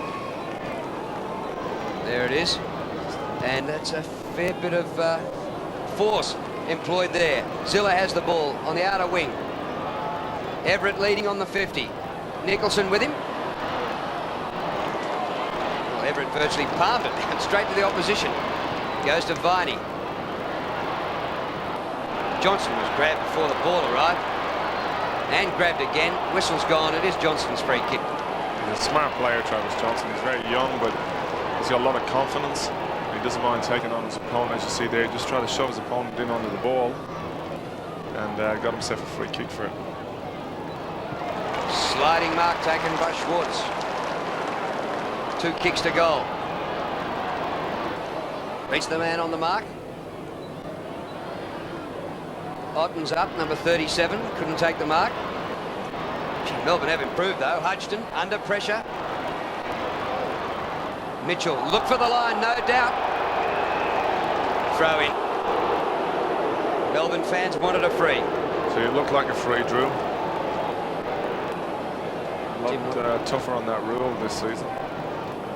Now you have. What's your decision at home? Oh, that's very blatant. Phoebe kept it in. Right to the goal square. Probably not really where you want to kick the ball. When you're deep in a pocket like that, you really want to cross it out so it lands about 10 metres there from goal, because it makes it harder then for the backman. He doesn't know whether to try and punch it long through or break it down, and usually the ball just breaks in close, and it's an ideal opportunity for a forward to kick a goal. Young in short to Wakeland. Shane Wakeland from behind, halfback. Ingerson, punch from behind. Comes to Schwartz. Well, this is looking more promising for Melbourne all the time. Scott Chisholm, the recruit this year from Fremantle. 55 metres out. Golly, it's still 45 metres out. Shocker. Zilla, what a shocking kick. Yeah, and Melbourne had 3 players in the inside 50 there as well. And just put it on his boot and try to kick the living daylights out of it. Well, he's got a chance to make amends. James McDonald got it to him. This time he bounces it on. Uze, long kick. Johnston flies, can't mark. Young, Johnston tackles. Wakeland to Lowe. Lowe's going very deep to get his possessions now. He's covered more ground than the early explorers. Francis. And a mark completed before the spoil arrived. Darryl Wakeland. Well, I think Stewie Lowe's actually playing in the ruck, and Everett's pushing up into the centre half forward position into the hole, and Barry Hall will go down and play Stewie's role. Here's Stewie again. Let's count them. 14 marks for Stewie Lowe. Everett goes off the ground. Thompson's been wonderful. Pulled off his hand pass. A turnover. Melbourne have it. Phoebe did well. Rigoni a hurried kick. Bounce favours the D's here. Uze works to the left. Johnston looking into the sun. Young a good spoil if it stays in. Oh no, it beats Johnson out. What's interesting here is when Everett goes forward, Nicholson follows him, which allows Lowe to have free run, because you've got Ingerson staying back on his own, which then allows Lowe to be a free man in the back line. We might see if we can get Aussie to find out how Jeff Farmer is and give us a report in the next couple of minutes, because if Melbourne are going to kick a score that challenges, Jim, they've got to have a guy that can kick half a dozen goals. Yeah, particularly Jeff Farmer, who in 10 minutes can kick 3 or 4 goals and really ignite a side. There he is. He still does look as if he's protecting that left shoulder. Yeah, seen him for the rest of the day. He'd be on if he was able to, surely. I'd say so. Margin's 52. It was 65 at half-time. So Melbourne have come back in this third term. McDonald, low, a hand pass to Young. How'd he get through there? Oh, good handball. That's fantastic football by Young. Zilla to Harvey. Wide open. Everett midfield. Chisholm meets in front of and puts him to the ground. Well, how's the umpire see that? He's given it to Chisholm. I'm thinking is it 50 metres to Everett? Well, what happened was Everett had the ball and just wrapped his arm, as you see here, takes the mark. Chisholm comes in to grab him, and then he just wraps his arm around his head instead of pushing him off. Other bloke gave him a forearm jolt too. Low. Well, the umpire was 2 metres from the chair. Woden about to come back on. So the doctors have been busy today. They've stitched up quite a few players. Big cut in the head for Shane Woden, but he's been tidied up. Hudson goes back to Young. His football a moment ago in heavy traffic was just something to see. Tony Francis. Heatley, the full forward at half back. Good play there by Phoebe, bursting through the pack. Round the corner goes Uze, and onto the chest of Shane Wakeman. Heatley still at half back. There's nobody forward of the centre here for St Kilda.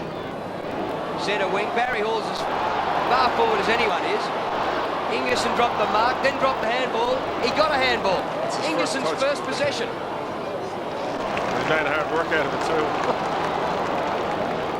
Schwartz. They can really feel now that Melbourne is starting to apply a lot more pressure. So Kilda finding it hard to get it into their forward line. Here's the Everett incident again, Jim. Yeah, actually, you're right there, Jared. But only the umpire can see it, but Scott Chisholm just pushing Everett in the face. Hurried snap by Robertson. That looks good. It's there.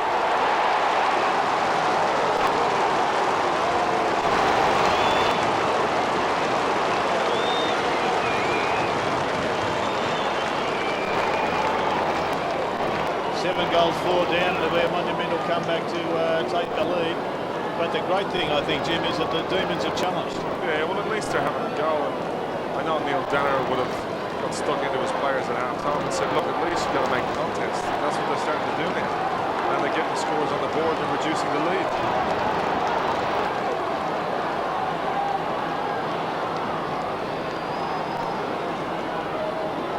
Only 3 Melbourne players in the centre bounce. Oh, no, there's 4 there. We got Luke Ottens going for the ruck for the first time today. Everett wins it for the Saints, down to Harvey. Low at centre half forward. Comes to Chisholm though. Melbourne have lifted all over the ground, and they needed to.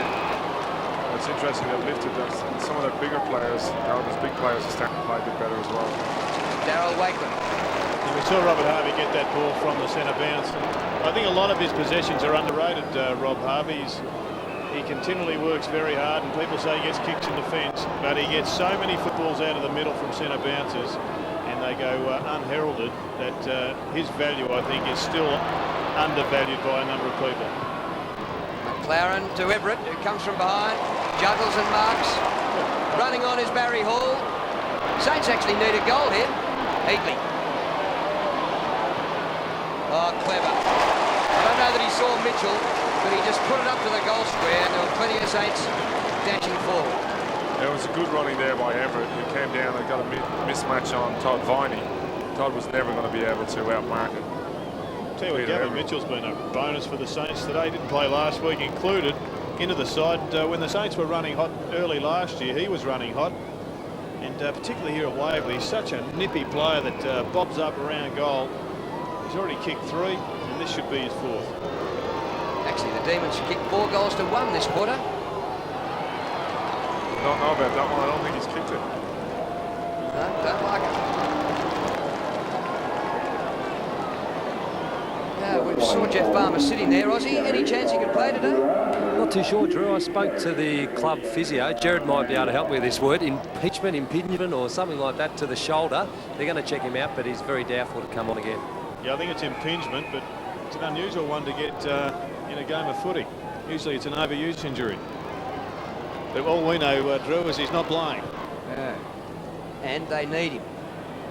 Rigoni's kick to centre wing. Robertson's given a lift since he came on. No doubt about him.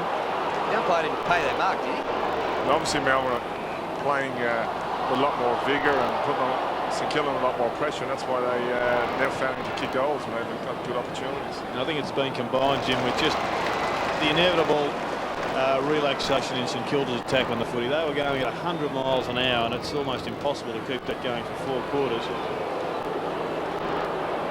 And I know it's not a gale, but whatever breeze there is, just the slightest has sprung up, and it is going Melbourne's way this term. Although I'm sure Timmy Watson wouldn't be very happy with his team's attitude to this quarter. They've relaxed quite a bit. I'll tell you what, Jimmy, he'd be a lot happier this week with the third quarter than last week's third quarter. Ryan, it comes to Trianides, open goal square, and Trianides misses to the left. I'm very happy there, Trianides.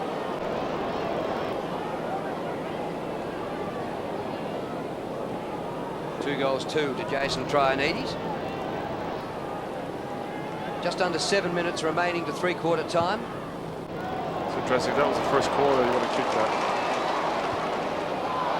Campbell for St Kilda. Trianides again. He beats Woden. Has another go. And misses to the right. It's interesting, Jared, when you get a little bit tired and you take your foot off the pedal, you start to make mistakes, kicking points. Melbourne putting on pressure, whereas in the first quarter they couldn't do anything wrong. Couldn't even kick a point. No, but there was no pressure, was there, for Melbourne? There was just all one-way footy. The Saints were having pot shots, running into open goals, unharassed. Now it's just been good, solid, hard football from Melbourne. Yeah, that's a bit of a dangerous kick down through the middle.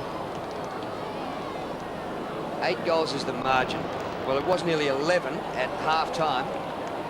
St Kilda definitely needed the big margin for a percentage boost after last week's shocker. Here's Ottens with a free kick. He goes out wide. It's indirect. Out to the first gamer, Walsh. Second possession, just picked up a handball there just before. Peter Walsh, runner-up in the reserves, best and fairest last year. Drives it to the goal square. Schwartz behind, comes to the front. Tingay a goal.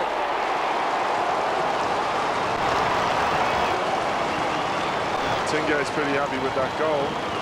As you can see now, they're just, just slowly chipping away at that lead. That'll just give them a little bit of a kick, add a bit of a zip to the boys. And who knows, we might have a game on our hands. It's possible.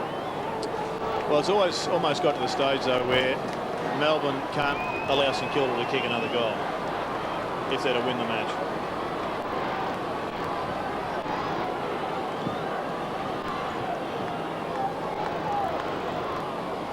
So it's 5 goals to 1 in this quarter to Melbourne, and they're coming back. 43 points the margin. Half-time it was 65. Look at the setup here. St Kilda 2 men back on their own. Campbell, who replaced Nathan Burke in St Kilda's side today. Back to Viney, on to Ottens. Kick by Ottens, deep inside 50. Oh, Robertson got his hands to it. Tingay again. Liancelli beats a man, goes off the left, and he's kicked another one. That's sensational play there. Very exciting by Russell Robertson. He could only got his hands on it, but gee, he's a good player when he's on his day. But at least it brought the ball to the ground. And Liancelli with a left foot snap around the corner. Back in the game, boys. Tingay again there, someone who really had to lift, had a poor first half. Now getting some touches, got the handball out to Liancelli, and he made no mistake about it. Look, even if St Kilda win this game, there's cause for Tim Watson to be upset again, because if they win it by, say, 2 or 3 goals, that'll be shocking after leading by 11 at half-time. Well, I think they're going to have to make a few changes now, because a few Melbourne players, I think they've got look at full forward. Melbourne puts Stephen Tingay down there just to get something out of him. That's obviously paying dividends. Ziller's kick. Punched by Neats. Ottens moving beautifully. Chisholm. Oh, great kick. And Longmuir has kicked it 55 metres. Schwartz is there. Dragged by the arm, I thought. Back to McDonald. Johnston a snap. And he he's kicked another one. Tell you now, Timmy Watson will be very, very worried. He's going to have to make a few moves. Travis Johnson, beautiful goal, but all started in the back line with Scotty Chisholm just finding Troy Longmuir in the middle of the ground. Longmuir just kicking it long down to a pack. David Swartz brought the ball to ground. Anthony McDonald handballed it out to Travis Johnson, one step straight through. Well, he's made one move and he's put Stuart Lowe into the middle of the ground. Spider Everett has gone to the centre half forward position.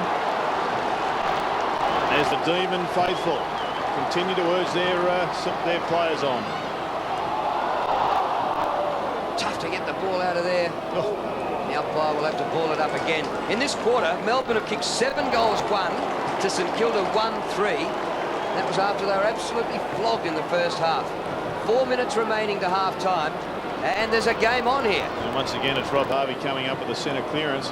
And I think it may have been played against Todd Viney, who, Jimmy, I reckon he would have to be the world champion of British Bulldog. Oh yeah, how was he last year when he was playing for Australia against Ireland and he was sitting on the bench? And he didn't get a touch in the game, but I think he had about 7 punches, 2 knockovers. Yep. Here's the first game of the fiery redhead Walsh. Now it must feel a lot better playing for Melbourne than it would have been the first half. Neats's kick is pinpoint to Longmuir. Youngster puts it up high. It's interesting, Melbourne got some players playing in positions that are very unusual, like Tingay at full forward and Walsh out on the wing. Longmuir almost appears to be playing as a second centre half forward. Yeah, and he's doing a good job of it. Woden, not a bad punch on Stewie Lowe. It comes to the front to Harvey. Bring in the back. Peckett. David Neitz down the centre half back. Barry Hall's coming off the ground. Tim Elliott's going on. Tell you, it's taken them a while to settle, but I think now they're putting on the pressure, and St Kilda really have to kick a goal to steady the ship. Whoa! What a tackle by Woden. Viney to Woden. A hurried kick out. All Melbourne out here. Oh, well done, Uze. Rigoni it was. To Phoebe. Inside the 50. Young. The half volley at full tilt. Free kick. It's a free kick to Melbourne too. I think Russell Robertson is down. Hasn't moved either, Jimmy. Yeah, It's actually a St Kilda free to be taken by Wakeman. He looks like he's not down. Yeah. Stewie Lowe. No mark. It was going to be a free kick. Advantage to Thompson. Kick by Thompson to Everett. Couldn't take the mark. Had the good position. Longmuir's hand pass. Good tackle by Zilla. The umpire's going to ball it up. So Longmuir was very lucky there. He couldn't get the handball in because he was about to handball it straight to a St Kilda player. Stretcher coming onto the ground, so the play will have to stop. And that's for Russell Robertson, who has absolutely been very much part of this since he came off the bench. Here you'll see a replay. Oh, Swartzy's got him with his hip as he came into Shepherd. And obviously, so this doesn't look good. I think he's still out cold. He's had 6 possessions, Drew, in this term. Kicked a couple of goals. Yep. I'll tell you, there's one guy on the ground you don't want to collide with, and that's David Swartz, because he's so big and heavy, and his hips, that's where he gets all his strength from. And he's hit him fair square in the side of the head, and it's not looking too good there. Could have even broken something, maybe. Jimmy, we always hate to see young fellas on the ground. It looks like he's in a bit of a bother, but could be a blessing in disguise for St Kilda. A bit of a low in play at the moment. Yeah, I don't like the look of that. Looks like they're asking Jeff Farmer there if he's able to come on. Yeah, he looks like he is out cold. Just see here on the replay again. Number Matthew 24. Young had it. Just come across and David Swartz just hit him. So I hope he's okay. He really gave some spark in this third term since he came off the bench. Jared, you're a physio, and a player is out cold for that long. Well, we're not sure if he's still out cold, Jimmy. He's obviously been well and truly supported on the Jordan frame, and he's got that neck supporting or the brace supporting the neck, just in case there is any fractures in that area, which, as we know, can be so debilitating. The that his game is without question over, and let's just hope that is the ramifications of it. Just misses one game. The medical personnel are so adept now and so highly trained that the footballers are in fantastic care. They go through so many years of training now, the medical staff, that the players are without question better served now than they ever have been in that area. Just looking, Gavin Mitchell looked like he's starting to get some cramps, so St Kilda decided to take him on and replace him with young Ben Walton. And yeah, we do have Jeff Farmer. Looks like he is going to come on the ground.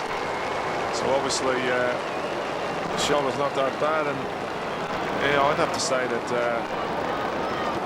disappointing for Melbourne fans to see somebody like that come off the ground looking like he'd done a shoulder, and now he's able to go back on. Jared, just on Jeff Farmer, is it a bit strange that he's obviously able to come back on? Why wouldn't they have brought him on earlier? Well, I think that's what Jimmy's implying, Ozzy, and well, maybe they just thought Jeff was well and truly out of sorts. He might have gone off and had an injection and deadened whatever problems he did have there. But he's that sort of hot and cold player that maybe Neil Danaher picked up all the body language that he was going to have an off one, got him off the ground for this very occasion. Well, he'd only had a couple of possessions up to that point. I think he'd one kick and one handball, one mark, which is not really what you want out of a player of his ability. You really need something a lot more. Well, I just hope that Russell Robertson is okay.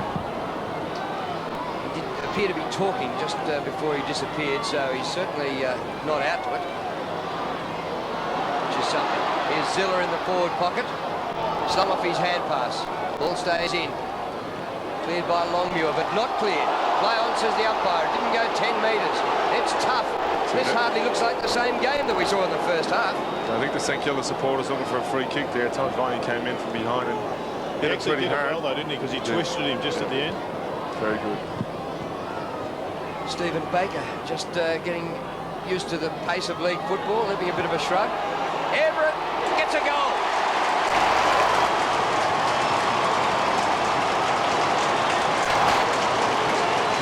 Yeah, I think Scotty Chisholm must have said something to Peter Everett there, because he had a go at him after we kicked that goal. But for a big fella to turn out of the pack like that, it's just something else. Jimmy, you used to do that sort of thing every day of the week.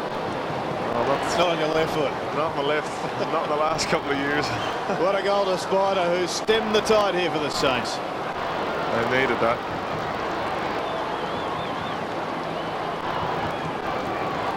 Well, the Demons got to within 31 points until Everett's goal stemmed the tide. Thompson out of the middle. But we do have a game on now here at Waverley. Knocked up the ground by Chisholm. It was worth a kick, went about 35 metres. Leoncelli, the pace of Uze. Just inside the 50. Wakeland. All St Kilda here, and Everett marks. Back edge of the centre square. Towards the outer wing with heaps of space. Peter Everett's really lifted now. They're really giving St Kilda something. McLaren to Heatley. Too far for him. Seacamp. Ingerson. Gone AWOL today. Ingo. Unbelievable. It's his first kick. Phoebe. Good delivery to Schwartz. Great pressure by Wakeland. Although he had Peter Walsh inside free, and I think he should have taken that option rather than kicking it down the boundary. Peter Walsh was all in the zone and would have been taking a couple of bounces and going to Stephen Tingo full forward. It's been a good battle between the Ox and Darryl Wakeland. It really has been a four-quarter tussle. Probably going to Wakeland at the moment. Just call him Wakes. Everyone does, because they can't. Nobody can pick him apart. The Ox and Wakes. I took the guess that it was Darryl. Somebody else that's lifted from Melbourne is Anthony Ingerston, and also Marcus Seacamp keeping Heatley out of the game.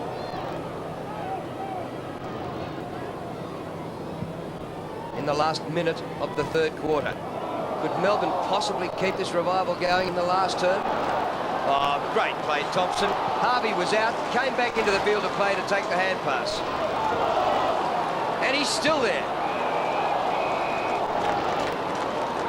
Tell you what, that was his little dinky handball he gave there.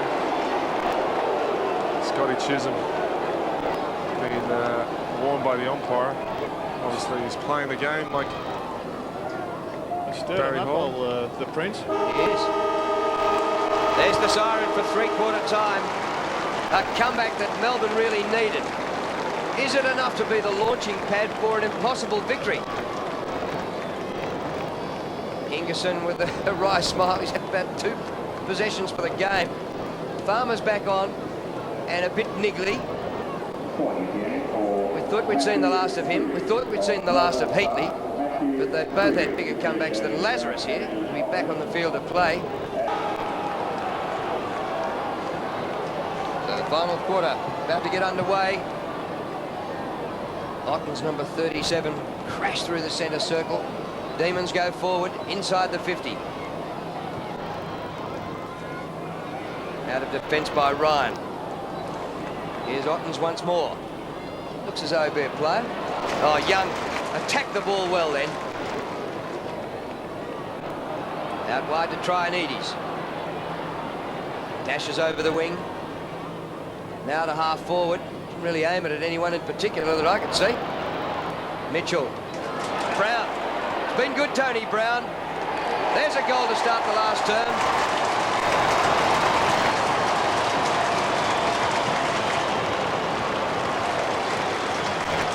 That was good play there by St Kilda.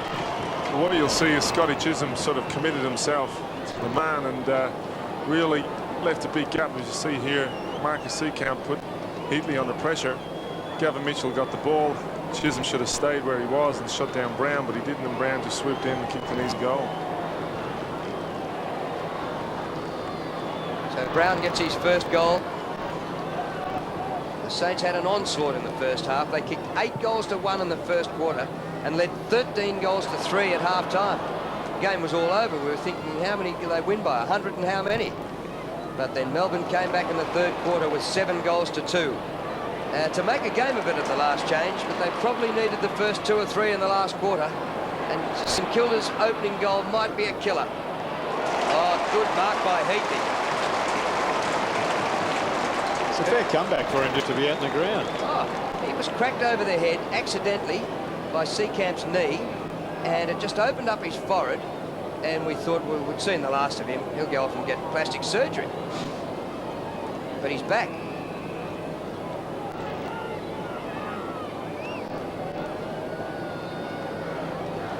Kicked it beautifully too. He's kicked 3 goals, 1. This from 50 metres. Silence behind the goals, 3-2. Melbourne got to watch that centre clearance there. They got the ball forward with St Kilda, the free man in the back line, which just allowed him to counter-attack the ball. Is that a signal there, Jim, just letting the ball sit on the ground that he's going to play on? Well, if that's what it was, he took made a poor decision. It's not something that we did last year, and Scotty Chisholm, you know, he's playing with Melbourne first time, but look, last week Scotty made a couple of decisions which caused a bit of concern for the supporters. Looked like a signal to get the coach upset with you. He's desperate to go and get that footy again and have another crack. Now Russell Robertson was carted off on a stretcher in the third quarter. Got a report on him, was he? Yeah, Drew, it seems to be fairly good news for Demons fans. It looks like Russell's just been heavily concussed. No chance of him coming back on today, though, obviously. He was actually accidentally collected by his teammate, David Schwartz. I think he'll be shouting drinks tonight, Dave. Seacamp towards the outer side. Harvey. Lost sight of it for a moment. Rigoni. Oh, gee, Donald ducked through trouble there. Phoebe, back to Rigoni. Kicked by Guy Rigoni to the attacking 50. Comes to the front to Peckett. Good chase by Viney. Peckett has to go again. Deft footwork. McDonald applying the tackle on Wakeman. Uze goes to ground. The ball's up for grabs. Ingerson has had a tough time for it today at centre half back. Into James McDonald. Viney.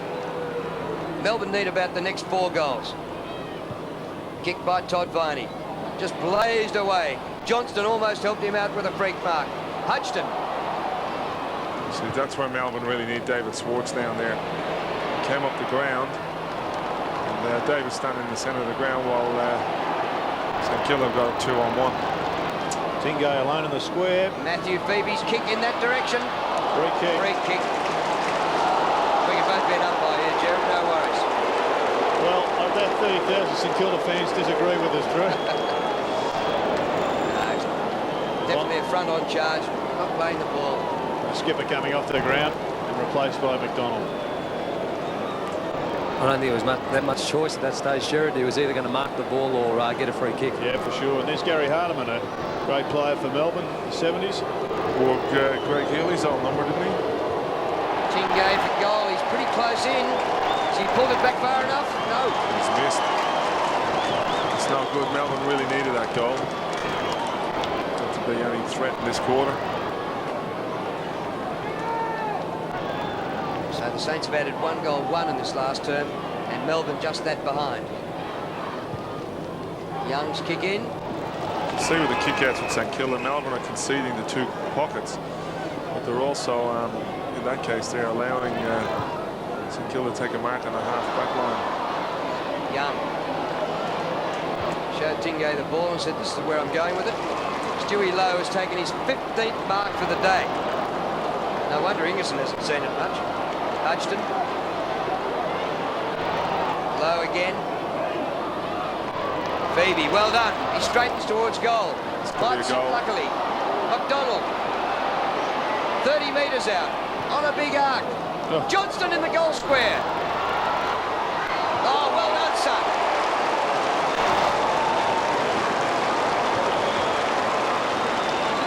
Great skills there by Travis Johnson. McDonald there just on a little bit of pressure, took a bit too long to take his kick. And it was a half kick along the ground. It was going through for a point, and Johnson just managed to hold it in, as you see here. Yeah, it's great presence of mind under pressure. There's a number of times that Melbourne could have converted the goal. Even this one, just a nice lunge from the Saints player there. Thompson, I think. Thompson. But just have a look at this. Presence of mind and think it through. Great goal. Kept his feet too. Bounce back in the middle, 1 goal each in this last quarter. Melbourne need 3 or 4 more to bring their fans back into the contest. Try and eat his hand pass in. A high ball. Now Melbourne again. Ingerson, a look away hand pass to the first gamer who went without it.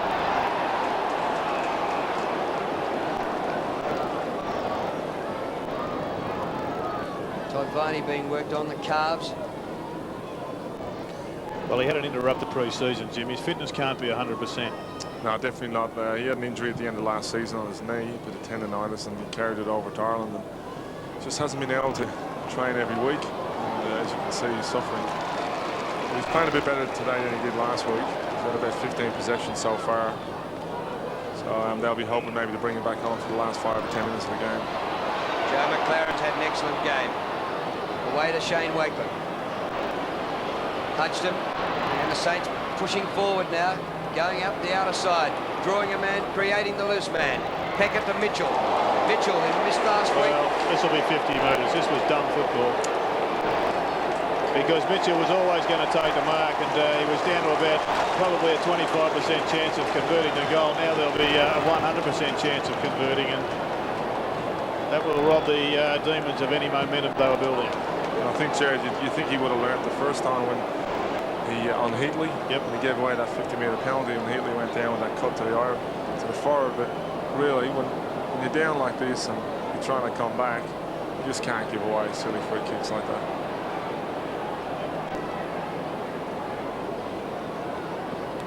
It's getting very dark down here at ground level, boys. They've just switched the lights on. Well, I'm trying to find the switch up here. It's so dark I can't see the book in front of me. Mitchell's fought. That's called old age. Well, my father had told me I'd go blind. 17-12, 114. The Saints have careered away Melbourne 11-5-71.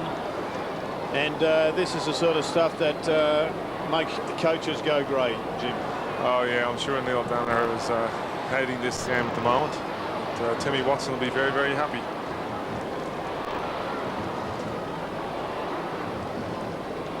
Gavin Mitchell with a big grin. He's kicked 4 goals.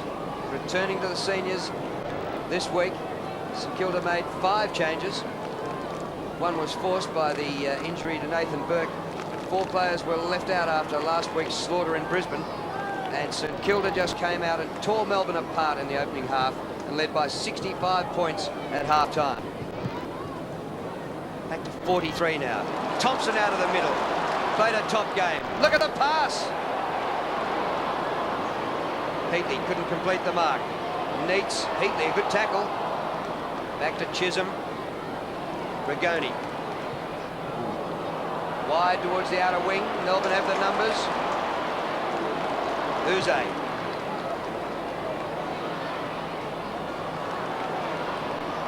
Wakeland. Lost control of it. Chance for Melbourne again. Leoncelli. Crowd yelling up ball. McDonald, and the umpire will ball it up at centre half forward for the D's. 13.5 minutes left. I suppose if they flew home as fast as the Saints got out of the blocks, they could still win the game. Yeah, but it doesn't look like it today, Drew. I think there's another blood rule. We've got Peter Everett just dropping down the forward line on Neats, and Stuart Lowe coming up on the ball again. Yeah, Shane Wakeland coming up, boys, with the blood rule. So I don't know what it is today, Drew and Jared, but there's a lot of blood flying today. And well, it's amazing, isn't it? It seems to me that since there has been a blood rule in operation, you've never seen so much of it. It's amazing, isn't it? It's like when cricketers start to wear helmets. Never seen so many blokes hit in the head. Sports paid a big price for, I guess, the inconvenience of having this blood rule. It really does disrupt the game. When you consider the minuscule chance of contracting a blood-borne disease from a collision in sport, you've got to question whether or not it's worth it. what about that staple gun they were talking about there a couple of years ago, bringing into to stitch them up real quick and throw them back out? The stapler. Hey? Stapler up the nostrils would be pretty handy, wouldn't it? When I heard that coming on, I said, no way, I'm not going to let football ruin my any luck that I've got left. It's interesting that we're so precise and so keen on the blood rule, and yet we still allow players to spit all over the ground. Oh, gee, now, well, there is a rule that you're not allowed to spit on the ground. You ever seen a boy go off or a player go off because he spat on the ground? And you see it all the time. No, but you know, you can actually get, it's a bit like having a pee on the ground. You're not supposed to do that anymore. I know, you're not supposed to, and we know it doesn't happen, Jim. But some people reckon it does. I think you were caught on camera one stage in your playing days. But the spitting goes a bit too far. Like, I think you need to be able to release a little bit of net fluid. Gee, Nicholson was good there to Leoncelli. Kick Australian mark to Darryl Wakeland. Switching direction. Lowe. That's now 16 marks to Stewie Lowe. Robert Harvey. Back in business this week. We've got him for 27 disposals. Well, he's going to get another one here at buckets. Heatley gives it to Lowe. He's still at half back. So you've got the half forward and the full forward back at half back. Margin's 43 points. Tony Brown. They were all brilliant in the first half when the Saints set this up. Chisholm. Kick smothered by Hudson. Chisholm again. Crunch. Good tackle by Mitchell, but it was high, said the umpire. Stuart Lowe, well, he certainly set the benchmark for the season. 17 marks so far. And if he keeps this up, he'll have no problem taking out most marks of the year. Well, the incredible thing we've learned in commentary working with Jim Steins is that he played 244 games straight. He played with broken arms, broken shoulders, broken legs, back in traction, but he was worried about the bleeding nose and the stapler going in the nose. We've found his weakness. If only all the other clubs knew it all that time. Bring out the kryptonite. There was no staple gun going near my face, I can tell you that, boys. Stewie Lowe again. Play on, said the umpire. That was a dead set mark. Farmer. The ball's hit the post. That would have been Luke Otten's first goal, I think. In league football, and he's hit the post. What is a mark and what is not? Yeah, I don't think he held it long enough. As you see here, he had it, although it should have been a free kick. Well, I think still he should have ended up with a possession one way or the other. The Bronx cheer for the umpires there from the Saints faithful. 11 minutes remaining. And hasn't he learned a lot about coaching in the space of 7 days, Tim Watson? Well, he sure has, and I just wonder whether some of the newspaper articles that were written this week, top mark by Elliott. Well, I read one article where his mum was quoted as talking about something to do with Jesus being crucified on the cross on Good Friday and rising from the dead today. Well, she inferred that he was crucified last week, and it was time for him to rise back up again. Well, he's done exactly that.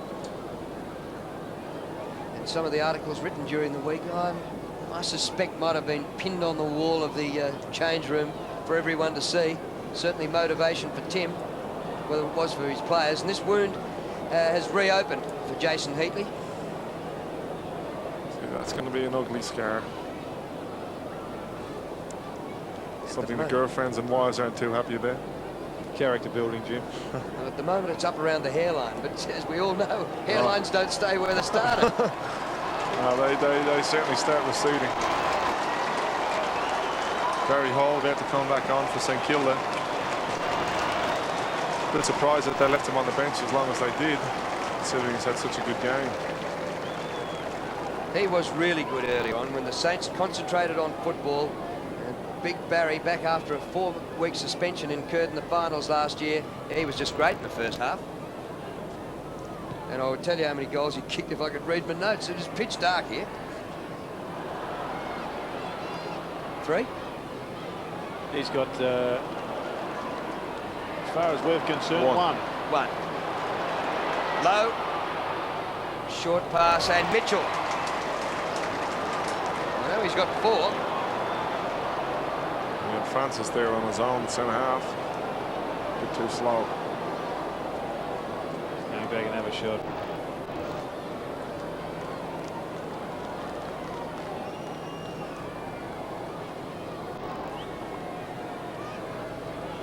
.35, 40 metres out. Good looking kick.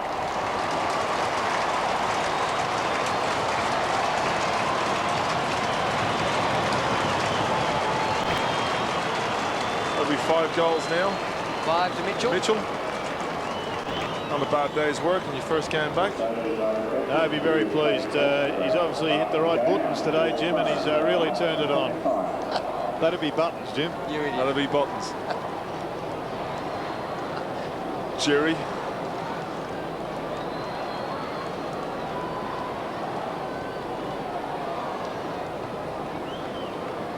Well, the Saints steadying now and kicking away. They've kicked 3 in this last quarter to 1 by Melbourne after the D's came back in the third quarter with 7 goals of their own. Here's the first gamer shuffling the ball out. Walsh. Rigoni off Hodgson to Harvey. The whistle's gone. Melbourne free right in front.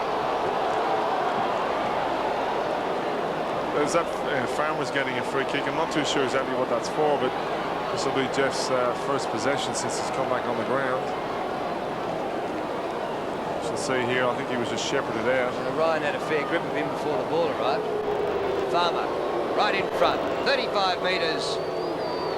Missed it. Oh, he got it. Kicked it. Well, that's 2 goals for Jeff Farmer today, but he's certainly been missing. Although he did get a knock to the shoulder, as you can see here, he was held down a little bit from the play. And he's given a soft free kick. He's kicked the goal. I think that was his first, Jimmy. He's only had 2 kicks, and that was his first goal for the afternoon. Been one to forget. But he had a memorable day last week. Yep, so brilliant last week with 6 goals. Elliott up against Nicholson. So changing face in the ruck to Rigoni. Travis Johnston spent a long time on the bench, but has been good since he came on and applies a good tackle to Young.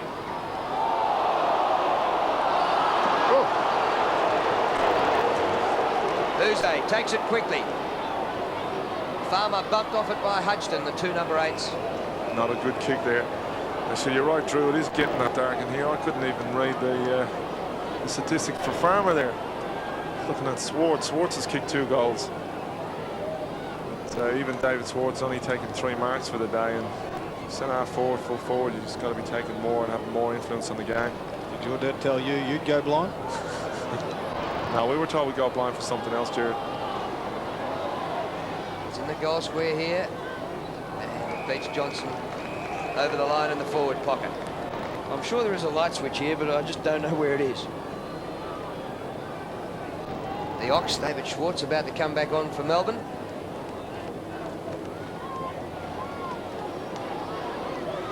Hand pass close to the line. Farmer again.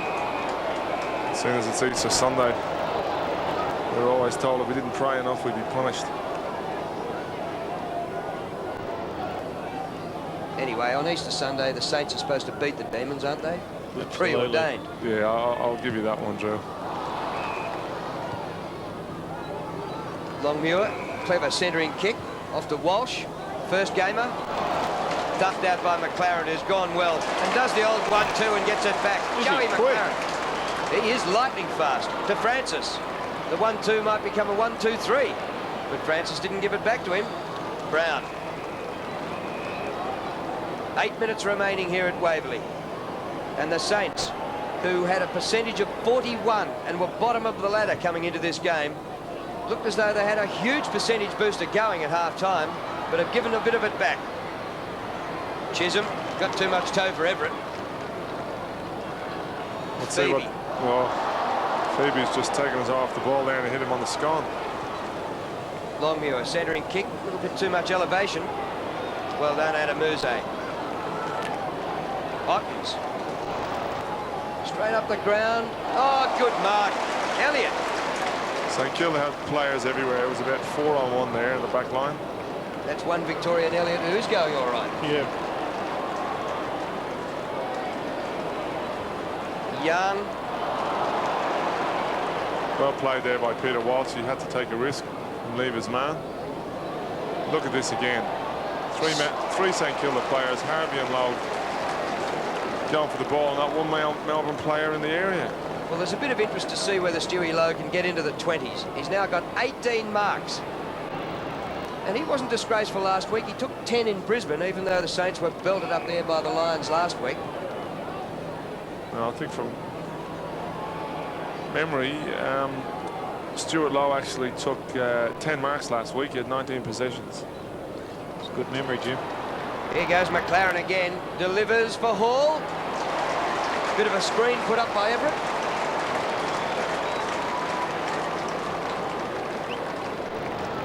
You might as well go back, Bazza, and have a shot at goal. The game's over.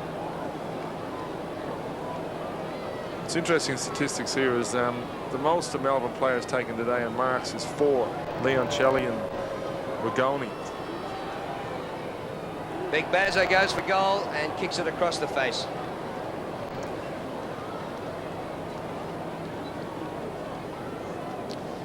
It's often difficult, Jim, to pick up how big these guys are on TV.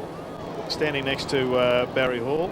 Oh yeah, look, he's an enormous man, isn't he? He is, and particularly at this time of the year where they've been in the gym for the last 4 or 5 months, putting on weight, eating a lot, pumping a lot of weights, and yeah, they tend to build up, particularly in the shoulders. And what happens? You lose a bit of weight during the year. Yeah, you tend to drop off a couple of kilos in muscle. I didn't have a problem with that. I never had any to start with. There's 19 marks for Stewie Lowe. You'll get him up. Oh, no risk. He's got 5.5 minutes to go. Zilla.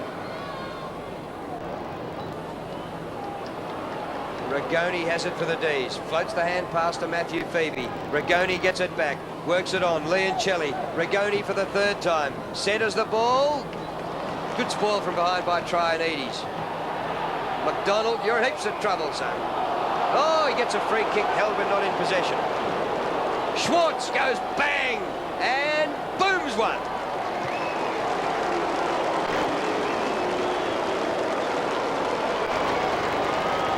Three goals to David Schwartz.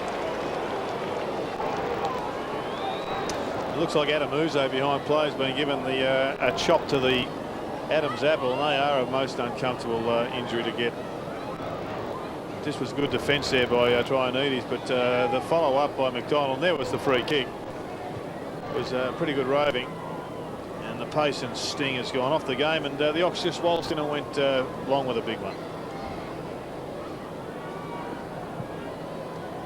Back in the middle with just under 5 minutes to go. What a turnaround for the Saints from last week's debacle. Zilla's hand pass. Trianides to Brown. The midfielders have been good.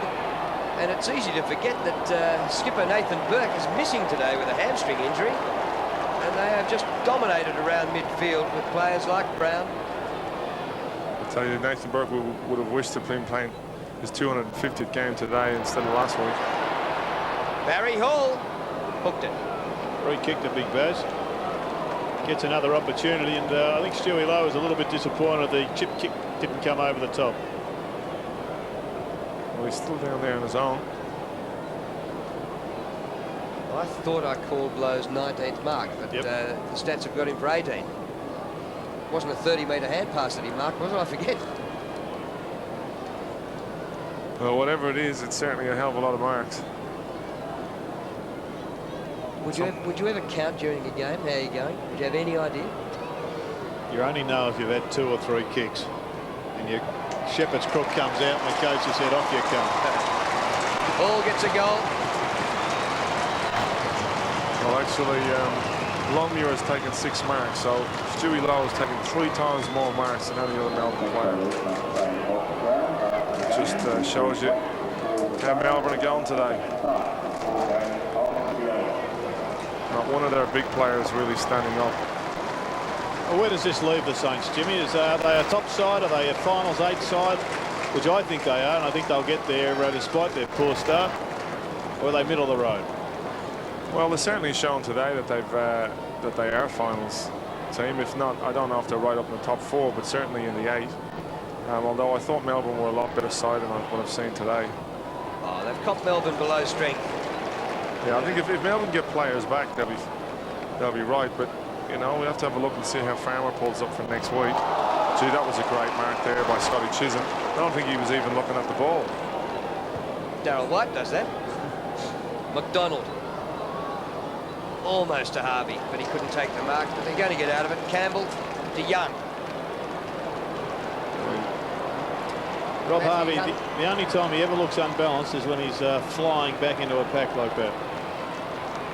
And I'm looking off the ball now. He's got his hands on his hips, bending over. It looks as though he's a spent force. And he spent most of his career doing that when the ball's not in the area. And as soon as the ball comes anywhere near him, in he goes and gets it. He charges.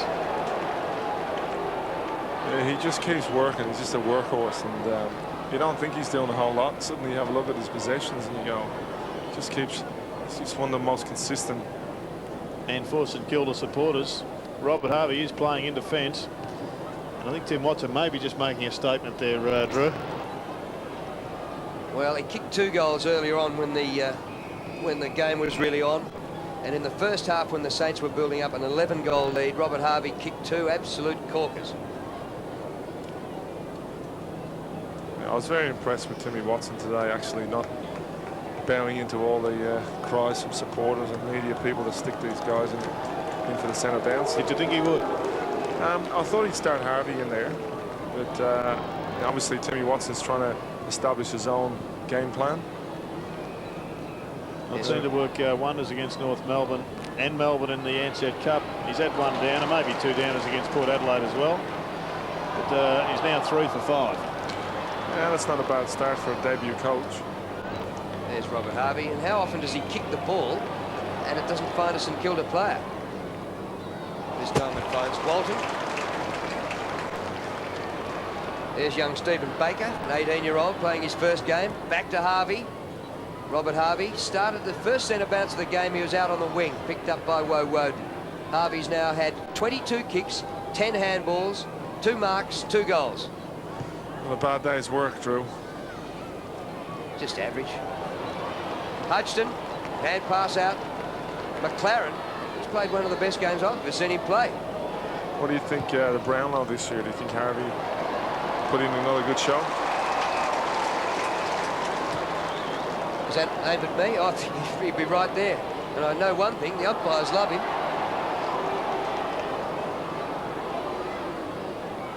Seacamp goes back, and then around the corner goes Nicholson. The ball floats out of bounds. It was Neats, was it? Barry Hall. We're just playing out time here. Minute and a quarter left.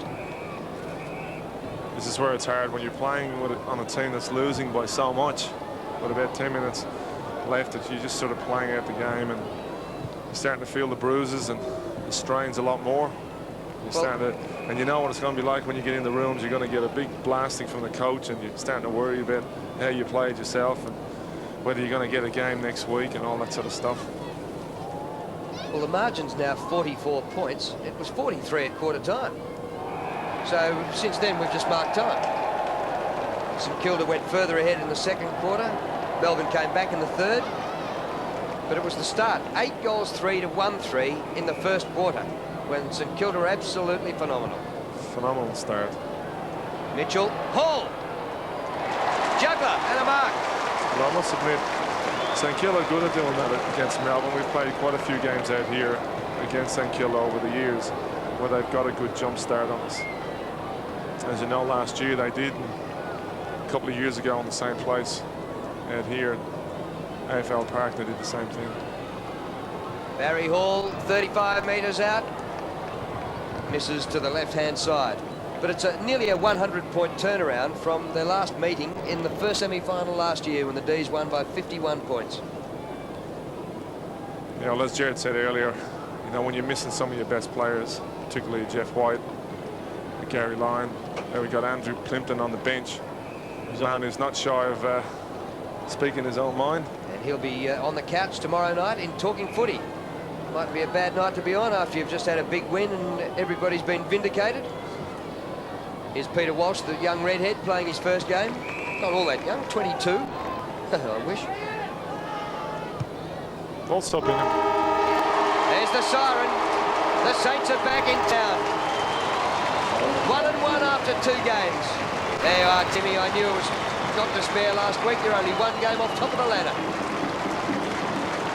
Yeah, and a big sigh of relief for all Saints fans and the players, the coaching personnel, everybody associated with the club, because this is a big victory, given the circumstances of the week and the disappointment of the opening round. They had to come out and show an impressive display, and that's exactly what they've done.